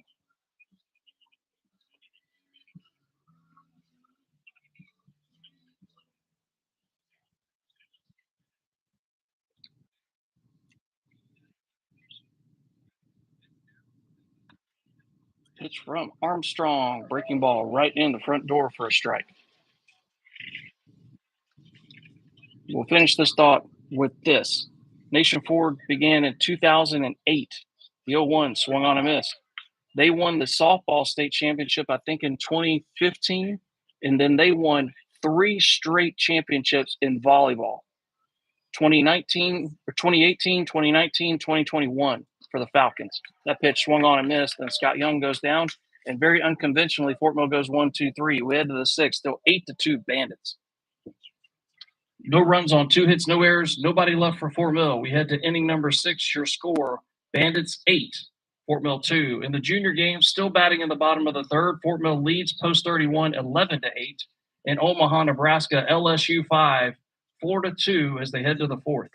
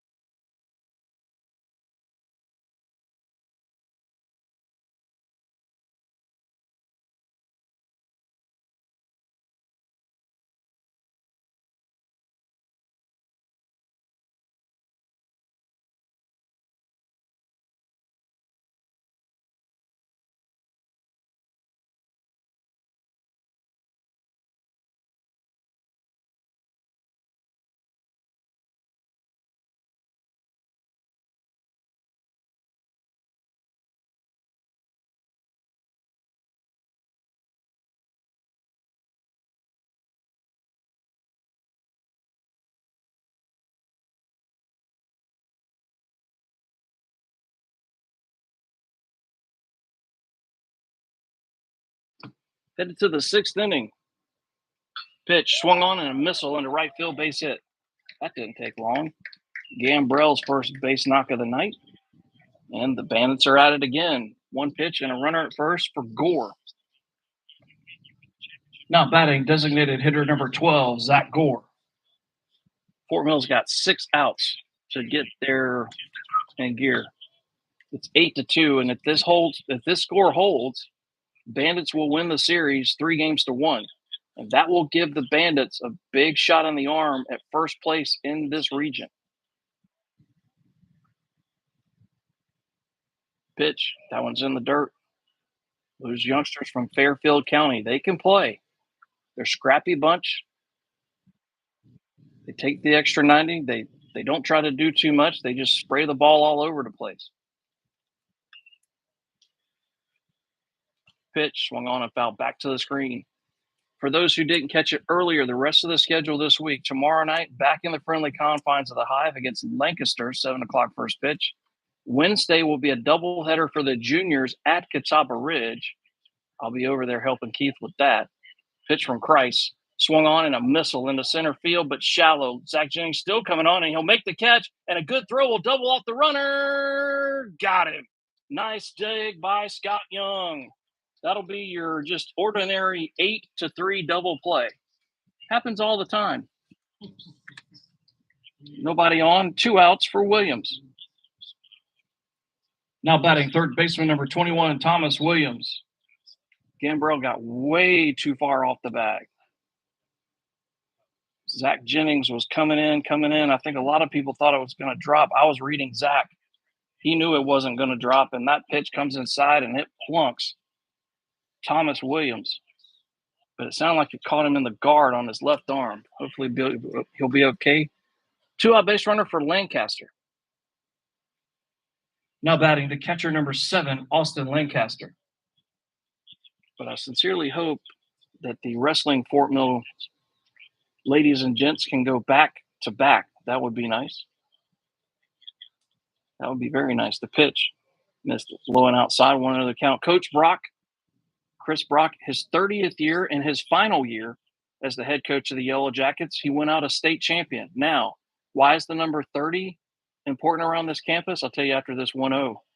High and inside, almost hit him.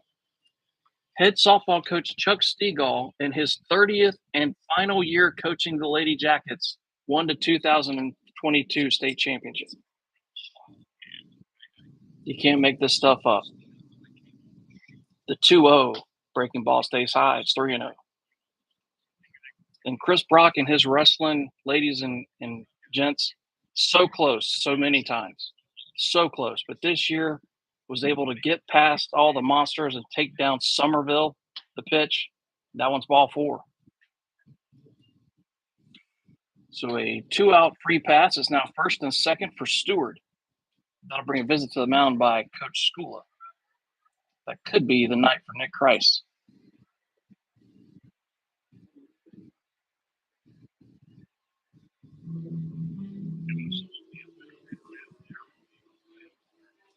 The junior game. They're still batting in the bottom of the third over at Catawba Ridge, 13-8. All right, so the rest of the schedule. So tomorrow night at home against Lancaster. Wednesday is a doubleheader against Lancaster for the junior team. That's at Catawba Ridge. It'll be 2 5s. On Thursday night, on the road at Rock Hill, very important series. And then Friday on the road at Lancaster, which will be game 1 of a 4-game set against Jimmy Jackson's Post 31.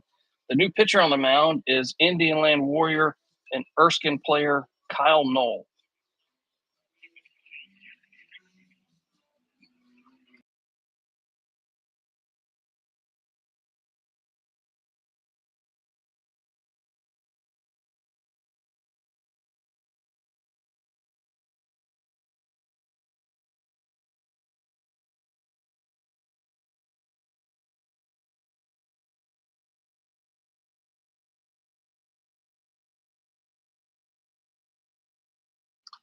So the new pitcher for Fort Mill will be Kyle Knoll. He'll step in.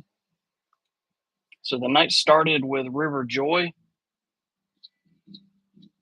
Then it went to Nick Scholl, then Nick Christ, now Kyle Knoll. And this was not what Coach Skula wanted to have to do in game 1 of an extremely busy week, is to use a lot of arms. Now, Fort Mill's got a lot of arms, but you didn't want to have to use them on the first day because there's a lot of baseball left. You got to play tomorrow night and then Thursday and Friday. And then the next week, there's a game on Monday the 3rd and Wednesday the 5th. That's against Lancaster.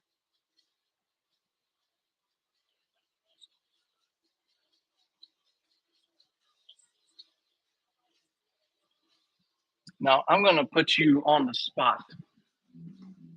With the lead Fort Mill had over Somerville in the state championship, Coach Brock put his senior son on the mat, and all Caleb had to do was not get pinned. But didn't he know that he already had the tiebreaker?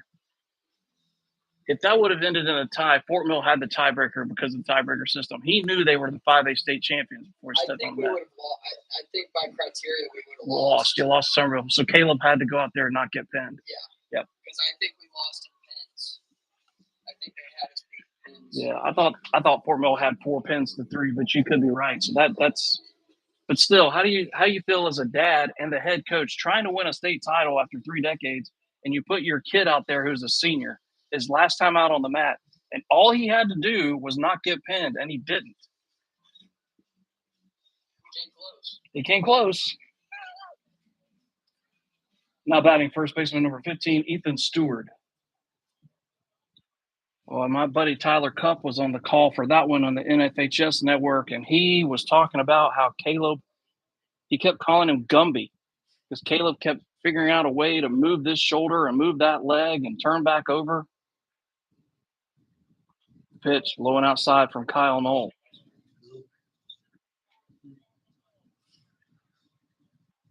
And normally at sporting events, I don't get nervous. I'm just old and crusty, been there, done that. But when Caleb Brock stepped on the mat, my heart was racing. I wanted it so bad for him and his dad. Now the runner takes off for third, and then the throw down is high, and the tag not in time. A good throw would have been a caught stealing, but it'll go as a double steal. And now second and third for the Bandits. Now a base hit would make it an 8-run lead.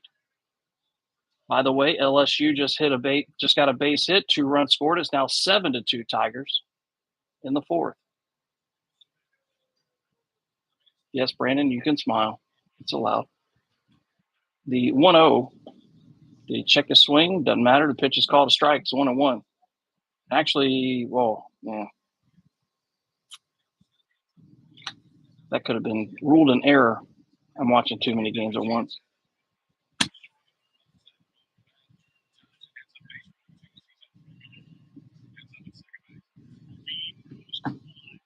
Stewart has been hit by a pitch and scored in this game. The pitch from Kyle Knoll gets away from Gaff. Is going to go all the way to the on-deck circle third base side.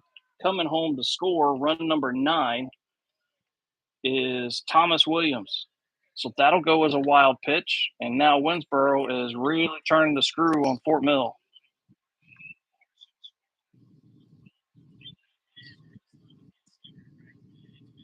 By the way, they finally finished the bottom of the third over at Catawba Ridge. Wait till I give you this score. The 2-1 swung on and missed. It's 2-2. They're headed to the fourth inning at Catawba Ridge High School in the junior game. Fort Mill 15, Post 31 8. Both teams went for 2 and got it. How about that? It's a football score. The 2-2 swung on a miss, and that mercifully will retire the side. But another run on a hit. No errors. 2 men left. We had the bottom of the sixth inning. It's 9-2 Bandits.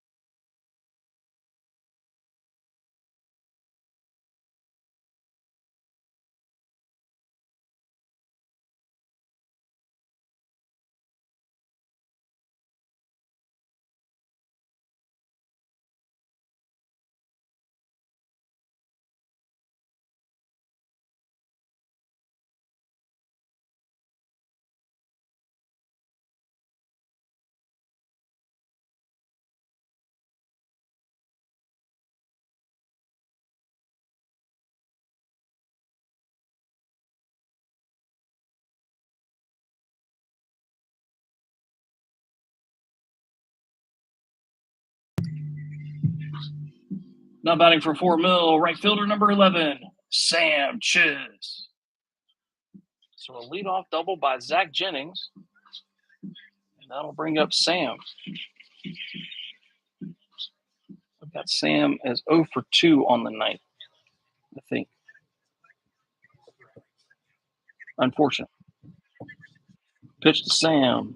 Swung on and popped up a mile high over our heads, foul. The ball's on a strike.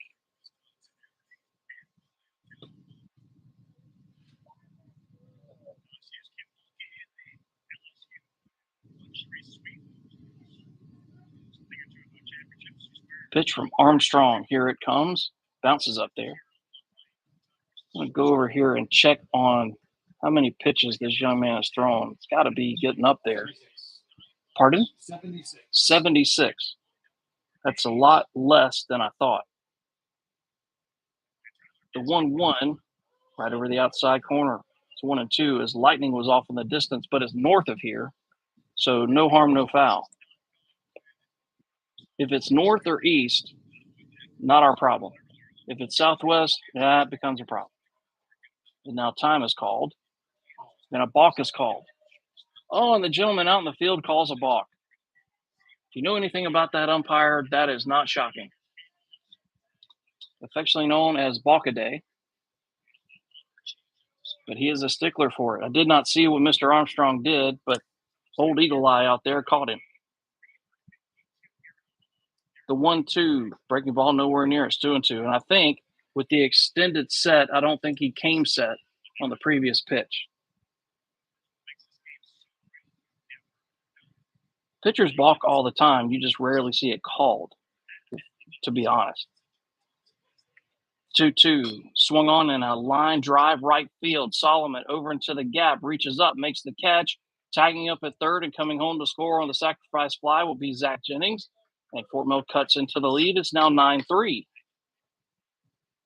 Bases empty, one down for Barshow. Now batting for Fort Mill, left fielder number 8, Jonathan Barshow.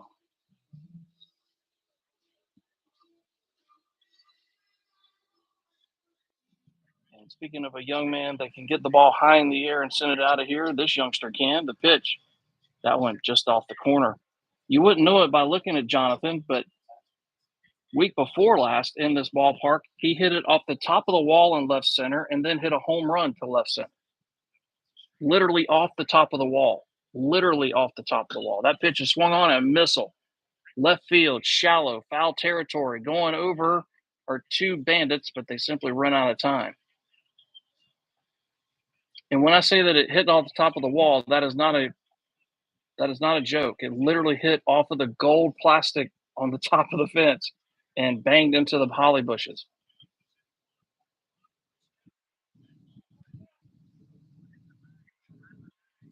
By the way, if you're paying attention to the College World Series, it is all Tigers. It's 10-2 LSU.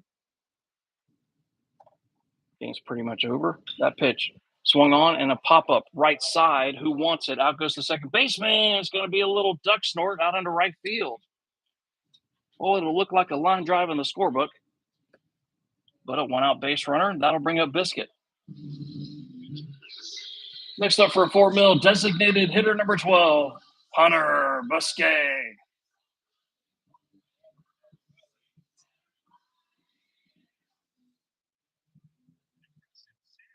By the way, that base hit for Jonathan Barshow, that makes him 3 for 3 tonight.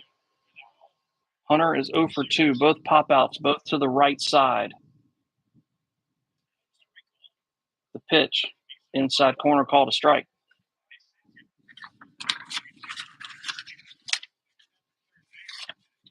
If you don't pay rent, can't stay in the press box. Get out of here, Spider. Go spin your web somewhere else. Pitch, breaking ball misses outside. Go ahead and call PETA. I dare you. I'll give you their number. Yeah, I did it. Did you catch my joke during the tournament? The cheapest meat on the market? This is a great dad joke. The 1-1. This is low and outside. Show behind me loves dad jokes. Do you know what the cheapest meat on the market is? No. Deer balls. They're under $1. I'll show myself out. Thank you. Yes. The 2-1. Breaking ball low and outside. 3-1. If you think it at only 132 pounds of my fat butt, this young guy can pick me up, stick me way over his head, and right off the top of the stairs and not even break a sweat. And I'm fat. The 3-1 inside and it hit him. Ow. But Biscuit reaches base. First and second. Brings up the 9-hole hitter, Gaff.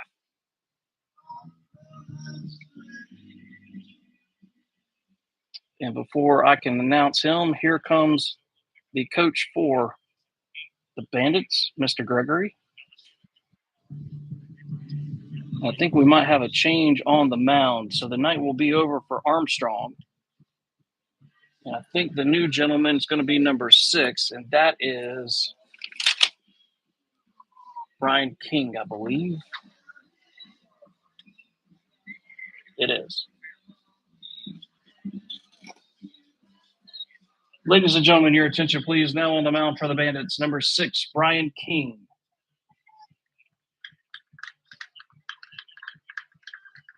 Quick update on substitutions for the Bandits. Now at second base is number 8, McDonald. So Wilson moves from second to short.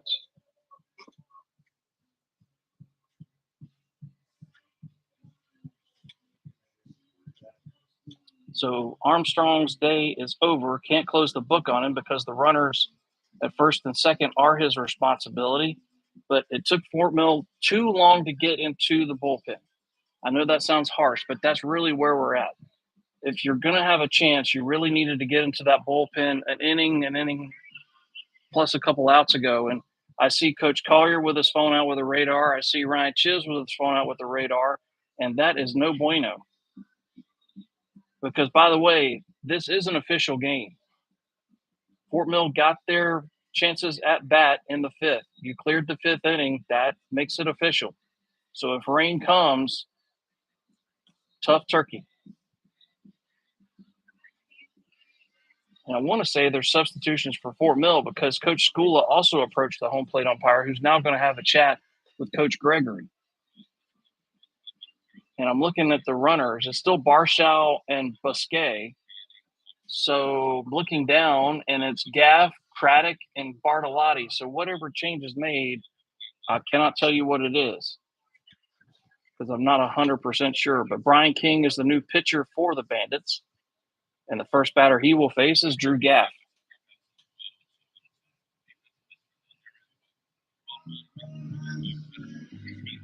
Now batting for Fort Mill Post 43, the catcher number 4, Drew Gaff.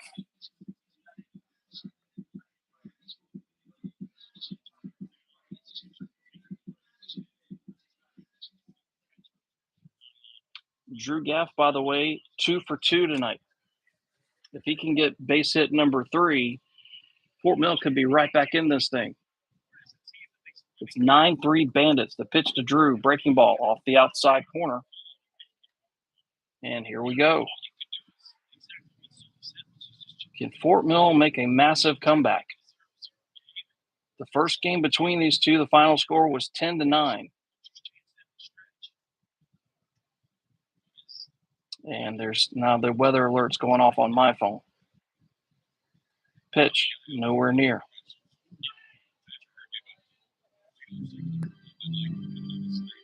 The runner at second is Barshow. The runner at first is Biscuit. Drew Gaff is the batter. There's only 1 out. Bottom of the 6th, the Fort Mill trails it by 6. Pitch, swung on, a little slow roller to the shortstop. That'll get at least 1, but he drops the baseball and it trickles into center field. What a break for Fort Mill. It'll go as an E6. First mistake defensively of the night for the Winnsboro Bandits, and it's a costly one. Bases loaded for Craddock. Back to the top of the order for Fort Mill, and third baseman number 10, Eli Craddock.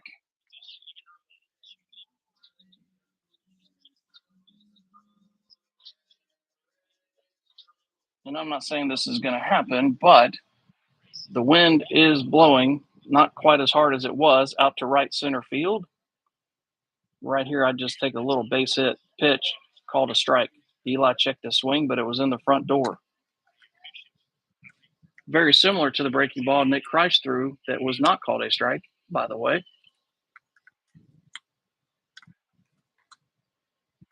The 0-1, that one bounces up there. Eli moves his back foot. Nice scoop by the catcher. That saves a run. The wind is blowing straight out. Does Eli have home run power? Yes, sir, he does.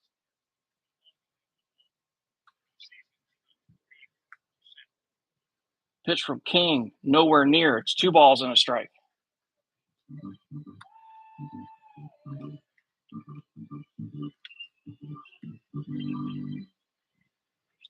Craddock, graduate of Fort Mill High School, going to St. Andrews University to play baseball. The 2-1 from King, breaking ball low, 3 balls and a strike. Nowhere to put Craddock. One more outside the zone would walk in a run. As the clouds, ominous looking, start to gather all the way around us. like a scene in a movie. 3-1, high and inside, ball 4. That walks in a run, and it's 9-4. Bases remain loaded. Still only one out for Bartolotti. Walking to the plate for Fort Mill, second baseman number 16, Nico Bartolotti.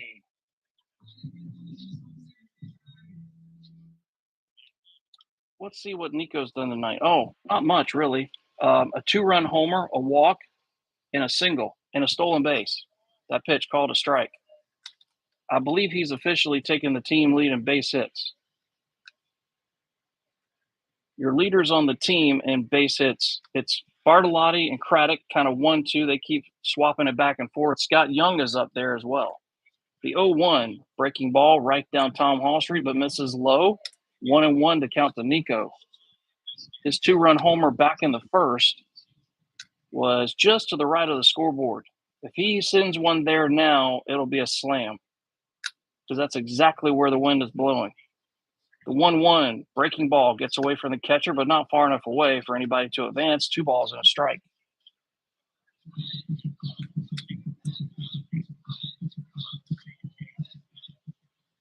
The runner at third is Biscay. Brinks at second. The pitch swung on and missed. Nico trying to send that one back to Clover, and it's 2-2. That was his one daddy hack allowed. Now he's going to shorten up and spread out. The 2-2-2 theory, spread out by 2 or 3 inches, choke up about 2 inches. The 2-2 from King, breaking ball, swung on, and a base hit into left field. Biscuit will score. Getting the go sign around third is Brink. The throw will come home, and it will be not in time. And Fort Mill not going away without a fight. A 2-run single off the bat of Nico Bartolotti, and it's 9-6.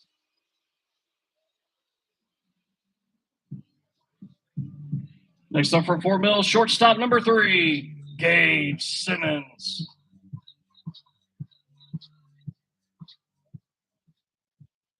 So give 2 RBIs to Nico Bartolotti, who's 3 for 3 tonight. The pitch to Gabe swung on a miss.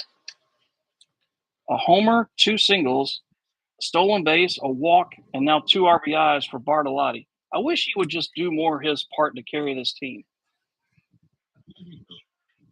Come on, Nico, do your part, son. The pitch outside the zone, 1-1 the count. I hope his mama didn't hear that.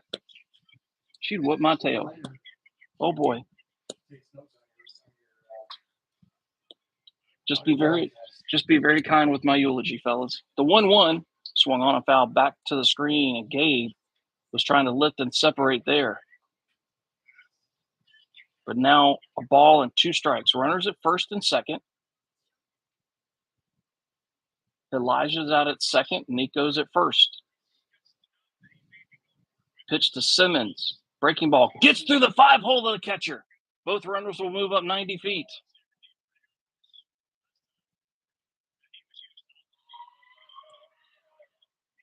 Now a base hit would make it a 1-run game. By the way, they're playing Canadian football over at Catawba Ridge High School. The score now is stupid ridiculous. Oh, they got a rouge and a 2-point conversion. The 2-2 to Gabe swung on, and a hit through the left side, base hit. Coming home to score, Craddock. On his tailpipe is Bartolotti. It's a 1-run game. Are you kidding me? It's 9-8, and that'll bring a visit to the mound by Coach Gregory.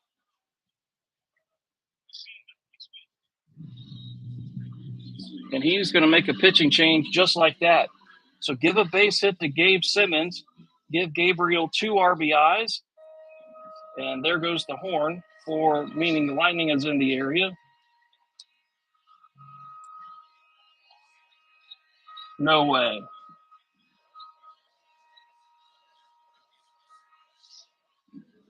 Are you serious? The umpires are going to walk off the field?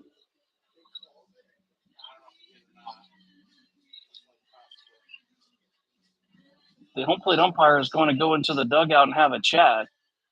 The lightning detector went off, which means that it's within 10 miles of this facility. And usually that means at least a 30-minute delay. Now, we're in the bottom of the 6th.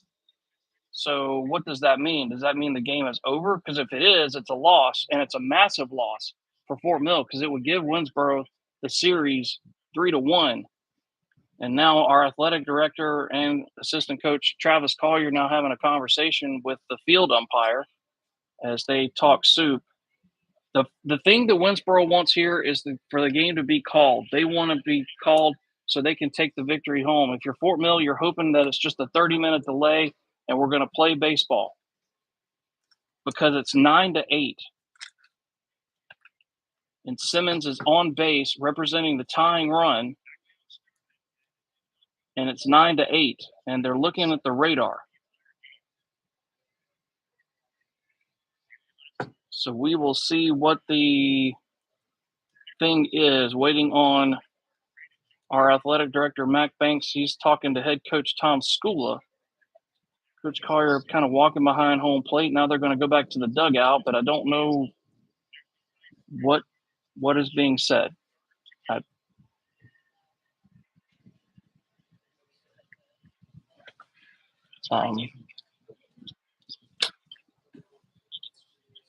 Let me call him real quick. Hang on just a second, folks.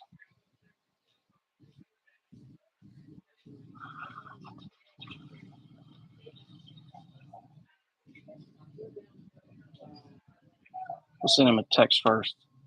By the way, the junior game has gotten out of control. It's in the bottom of the 4th inning. It's 16-8 Fort Mill with the lead. It's 9-8 in the senior game, but we've got at least this might be ball game, or is it just a lightning delay? But somebody's got to tell me what's going on so I can tell the folks if they need to go back to their car.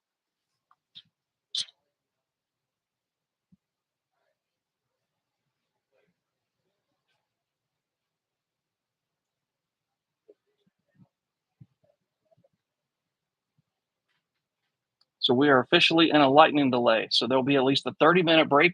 Let me announce that to the crowd and put y'all to the side. If you're on YouTube, you can hang out. I'm going to mute you guys, but keep it on the field. We'll give updates as we learn stuff. If you're on MixLR, hang tight. Just going to turn the volume down and let y'all just kind of chill out for a while. It's going to be at least 30 minutes. It's now 9:04. Officially, it started at 9:01.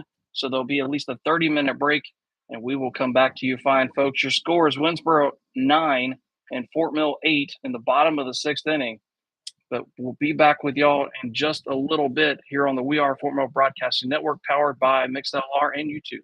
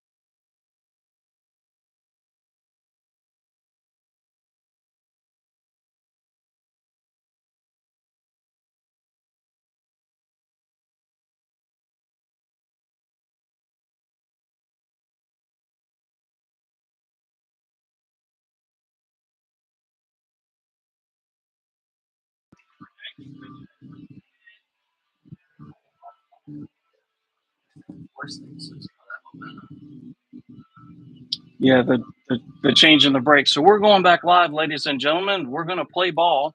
I'm going to get rid of this spider web out of the picture or the view of those on YouTube. Thanks for kind of bearing with us a little bit during that delay. We're literally just waiting on the umpires to walk back onto the field of play after that delay. Here's the situation once again. We're in the bottom of the sixth inning. There's a runner at first, is Gabe Simmons. There's only one out. And this game was 9-2, then 9-3. Now it's 9-8. Winnsboro's lead's been cut to 1. Now, Fort Mill started with River Joy, and then it went to my mind just went blank. Then it went to Nick Scholl, then Nick Christ, then Kyle Knoll. For the Bandits, it started with Armstrong, and he did really, really well. Was replaced by King, who got hit around a little bit. Now the pitcher on the mound for the Bandits is number 2. And that young man is Wilson. And his last name is, I think it's Ryan Wilson, I believe. Robert Wilson. So the new pitcher on the mound for Winnsboro is number 2, Robert Wilson. So there'll be a new pitcher on the mound for the Bandits, which is not a total surprise. Now the question is, can Fort Mill get this tying run across before the rain comes? Because the radar on Ryan Chiz's phone looks nasty, really gnarly off to the southwest, which is exactly where we don't want that system to be. But that's where the system is as Winnsboro continues to warm up. Fort Mill's ready to go. Coach Gregory and his Bandits are ready to go. We're just waiting on the umpires to walk back into the stadium. The next batter for Fort Mill will be Scott Young. In this half inning for Fort Mill, it's been a 6-run uprising by the Fort Mill Post 43, the P43s. In a game that a lot is on the line. You cannot overstate it. Winnsboro wins this game. The Bandits win the season series over Fort Mill 3-1, which would give them the tiebreaker if these two teams have the same record at the end of the regular season. Now, having said that, if Fort Mill was able to make a comeback and win this game, Fort Mill would have the tiebreaker because the series would end 2-2, but Fort Mill would have the run differential. In the junior contest across town, it's 17-11 in the bottom of the 5th. Yes, really. And that's the new pitcher. Now on the mound for the Bandits, number 2, Robert Wilson.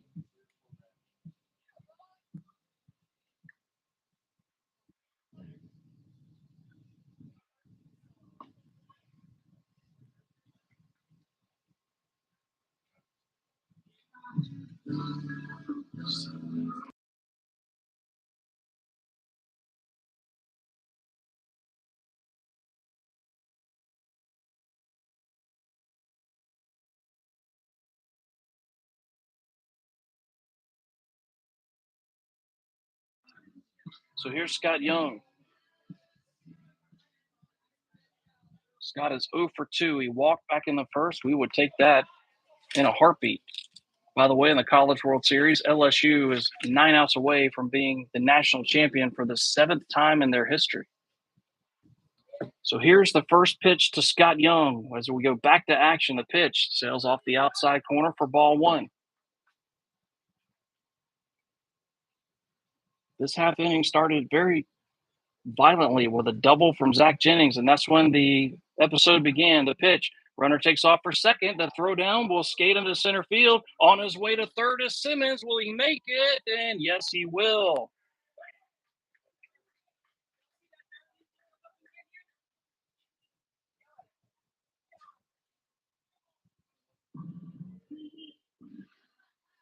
Now the tying run a mere 90 feet away. So give a stolen base to Gabe Simmons, make it an E2 on the throw. And now runners at third and only 1 out. So all Scott Young has to do is lift and separate because Gabe Simmons can run.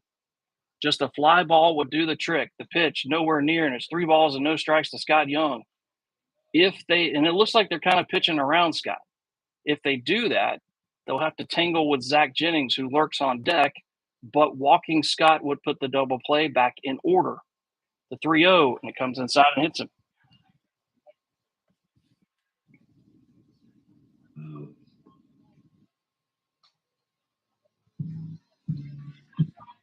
Walking to the plate for Fort Mill, center fielder number 5, Zach Jennings.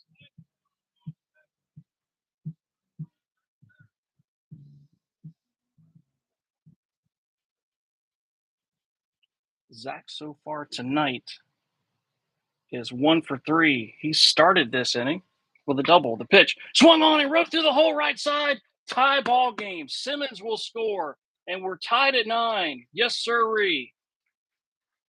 Just like that.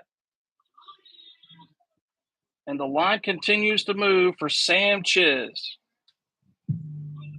Next up for Fort Mill, right fielder number 11, Sam Chiz.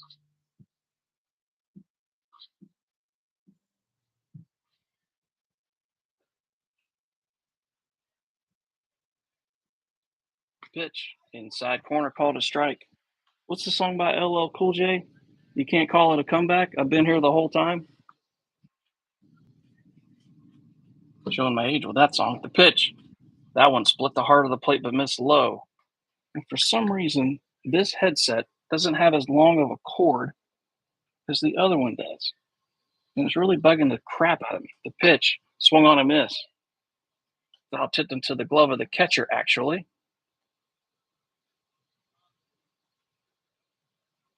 Oh, I think I see what the problem is. I think I've got it. Anyway, pitch comes inside and almost hits Sam.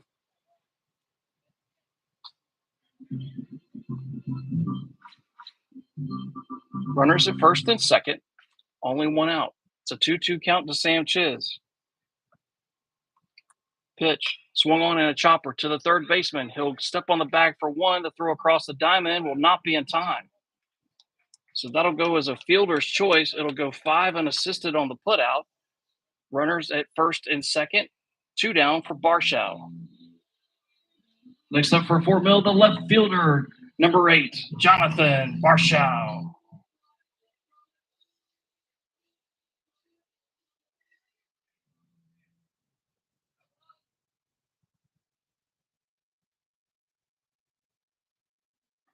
Pitch in there for a strike to Jonathan.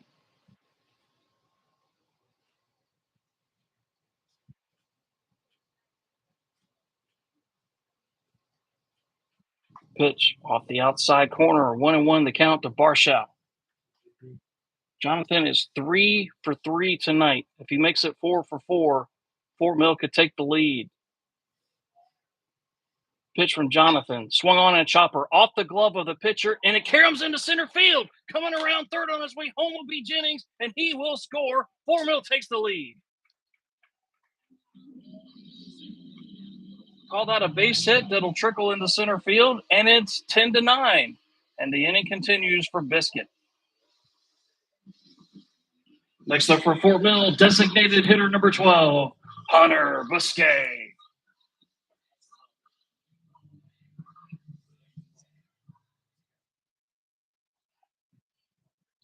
I think it was 9-2 coming into this half inning. It's pitch off the inside corner. Started with a double, then a sac fly from Chiz. That made it 9-3, and then the avalanche began. But Hunter Busquet, with 1 swing of the War Club, could really make this interesting. It already is interesting. The pitch swung on and missed. Had a home run cut. It looked like something off speed, maybe a 2-seam fastball, something with dip at the end. It's 10-9 Fort Mill. The pitch swung on and roped into right field, but the right fielder will make the catch, and that'll retire the side. But last chance saloon for Winnsboro. We head to the 7th inning. Fort Mill 10, Winnsboro 9. We head to the 7th inning with an update on the scores now. Fort Mill 10, And Winnsboro 9. Update in the junior game. They are in the top of inning number 6. The score is now Fort Mill 18, Post 31 11.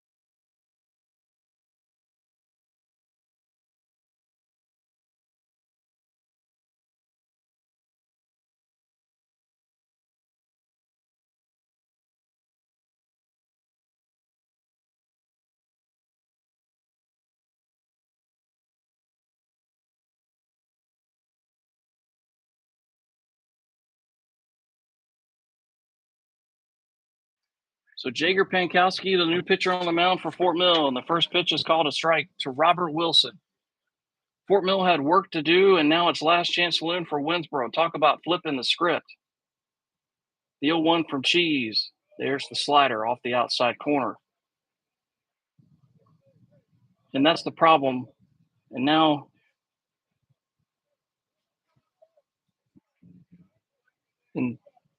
the home plate umpire just turned around and said he's got to go. But I don't know who he is. I don't know. But Jager comes off the mound and goes and talks to the umpire.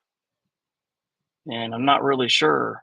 But our athletic director is going to take a little walk over there and have a little chat with somebody. And somebody is about to be escorted out of the facility, I believe, is the issue. The home plate umpire said that's enough. And now the home plate umpire is pointing. So I believe it's a fan. I don't think it's a player or a coach. I think it's a fan, and it is. And whatever this fan has said or did or whatnot has drawn the ire of the home plate umpire, who has thrown him out of the game. You don't see that very often, a fan getting ejected. You'll see a coach ejected from time to time, maybe a player from time to time, but to see a fan thrown out, you might see that 2 times a season, maybe 3. But in this short season, this is week number 3 for Fort Mill Post 43. Actually, technically week 4. We've now seen a player ejected, a coach ejected, and now a fan ejected.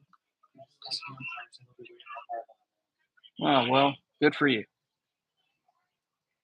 If you've ever met the gentleman behind home plate, he's not exactly a small dude. The pitch swung on and fouled into the netting. It's 1-2. In other words, he can take care of himself. I've gotten to know the gentleman behind home plate. He is a very good umpire, and he is about as even Steven as they come. He gives a lot of grace.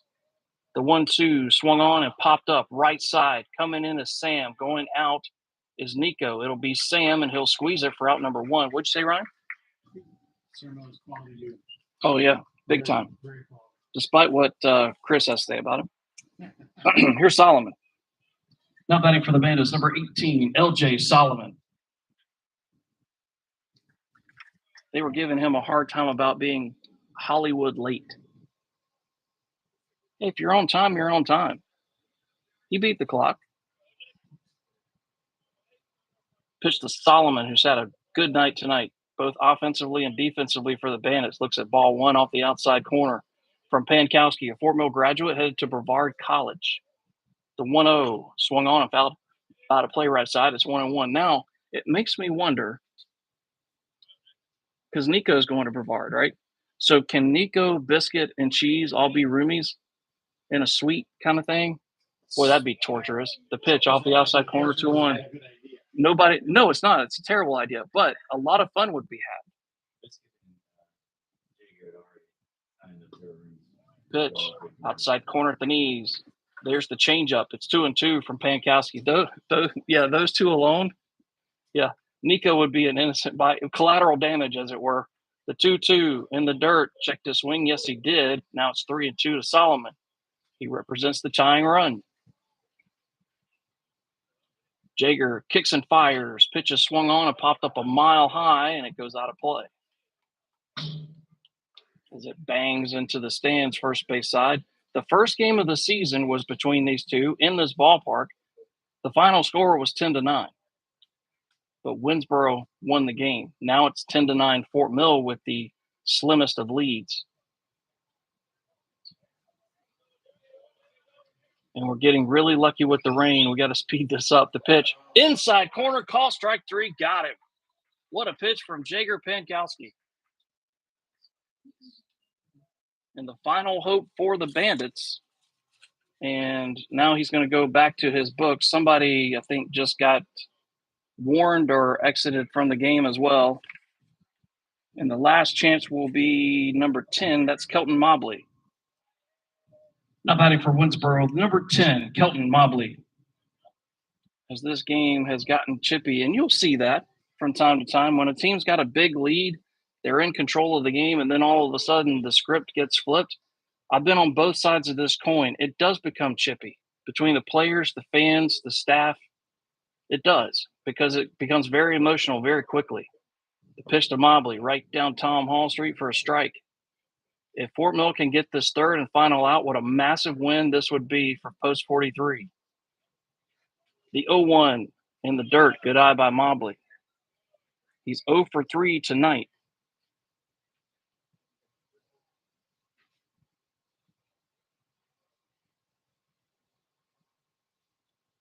The 1-1 from Cheese. Swung on and roped off the end of the bat, foul. First base side, and now the Bandits are down to their final strike.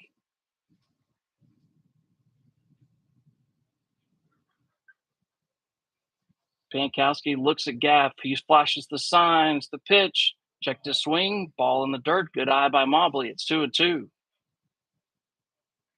He went to swing at it, but then realized it was not a strike, and it never was. The 2-2 from Pankowski. Right down Tom Hall Street, but low. Cheese kind of takes his pitching hand and bangs it on his glove a little bit. Frustrated at himself. The 3-2 swung on and a tapper first base side, but it will go foul.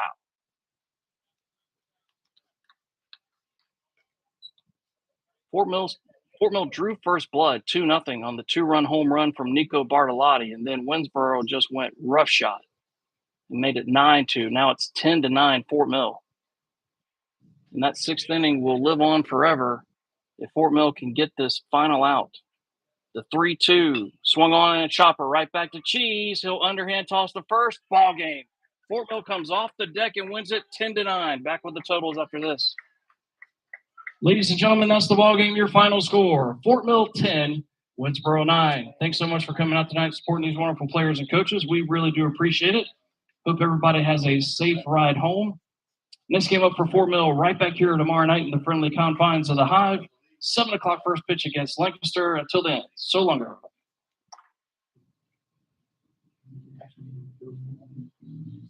So your final score is Fort Mill 10 and Winnsboro 9. And what can only be described as organized chaos. The final line score for the Bandits: 9 runs, 9 hits, 2 errors. Both of those errors very costly. Both of them in the 6th inning where Fort Mill went roughshod. Fort Mill scored 8 runs in that 6th inning. Final line score for Post 43. See you, Ryan. Thanks so much for your help, Brandon. Thanks, buddy. Appreciate it, man.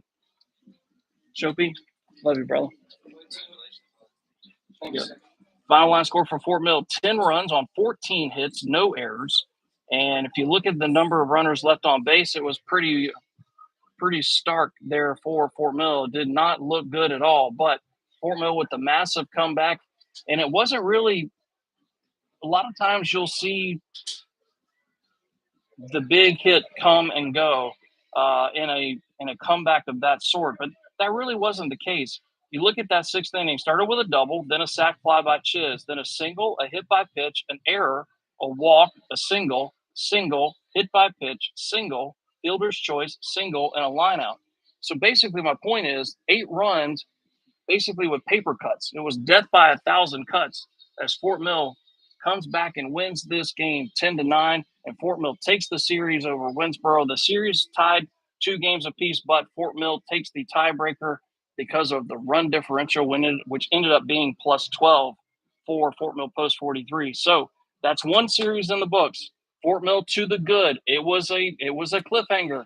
It was not fun to watch at times, but the job got done, and Fort Mill found a way to win the game, and they win the series. Now, the next opportunity to win a series is tomorrow night. Back here, or start the series, I should say.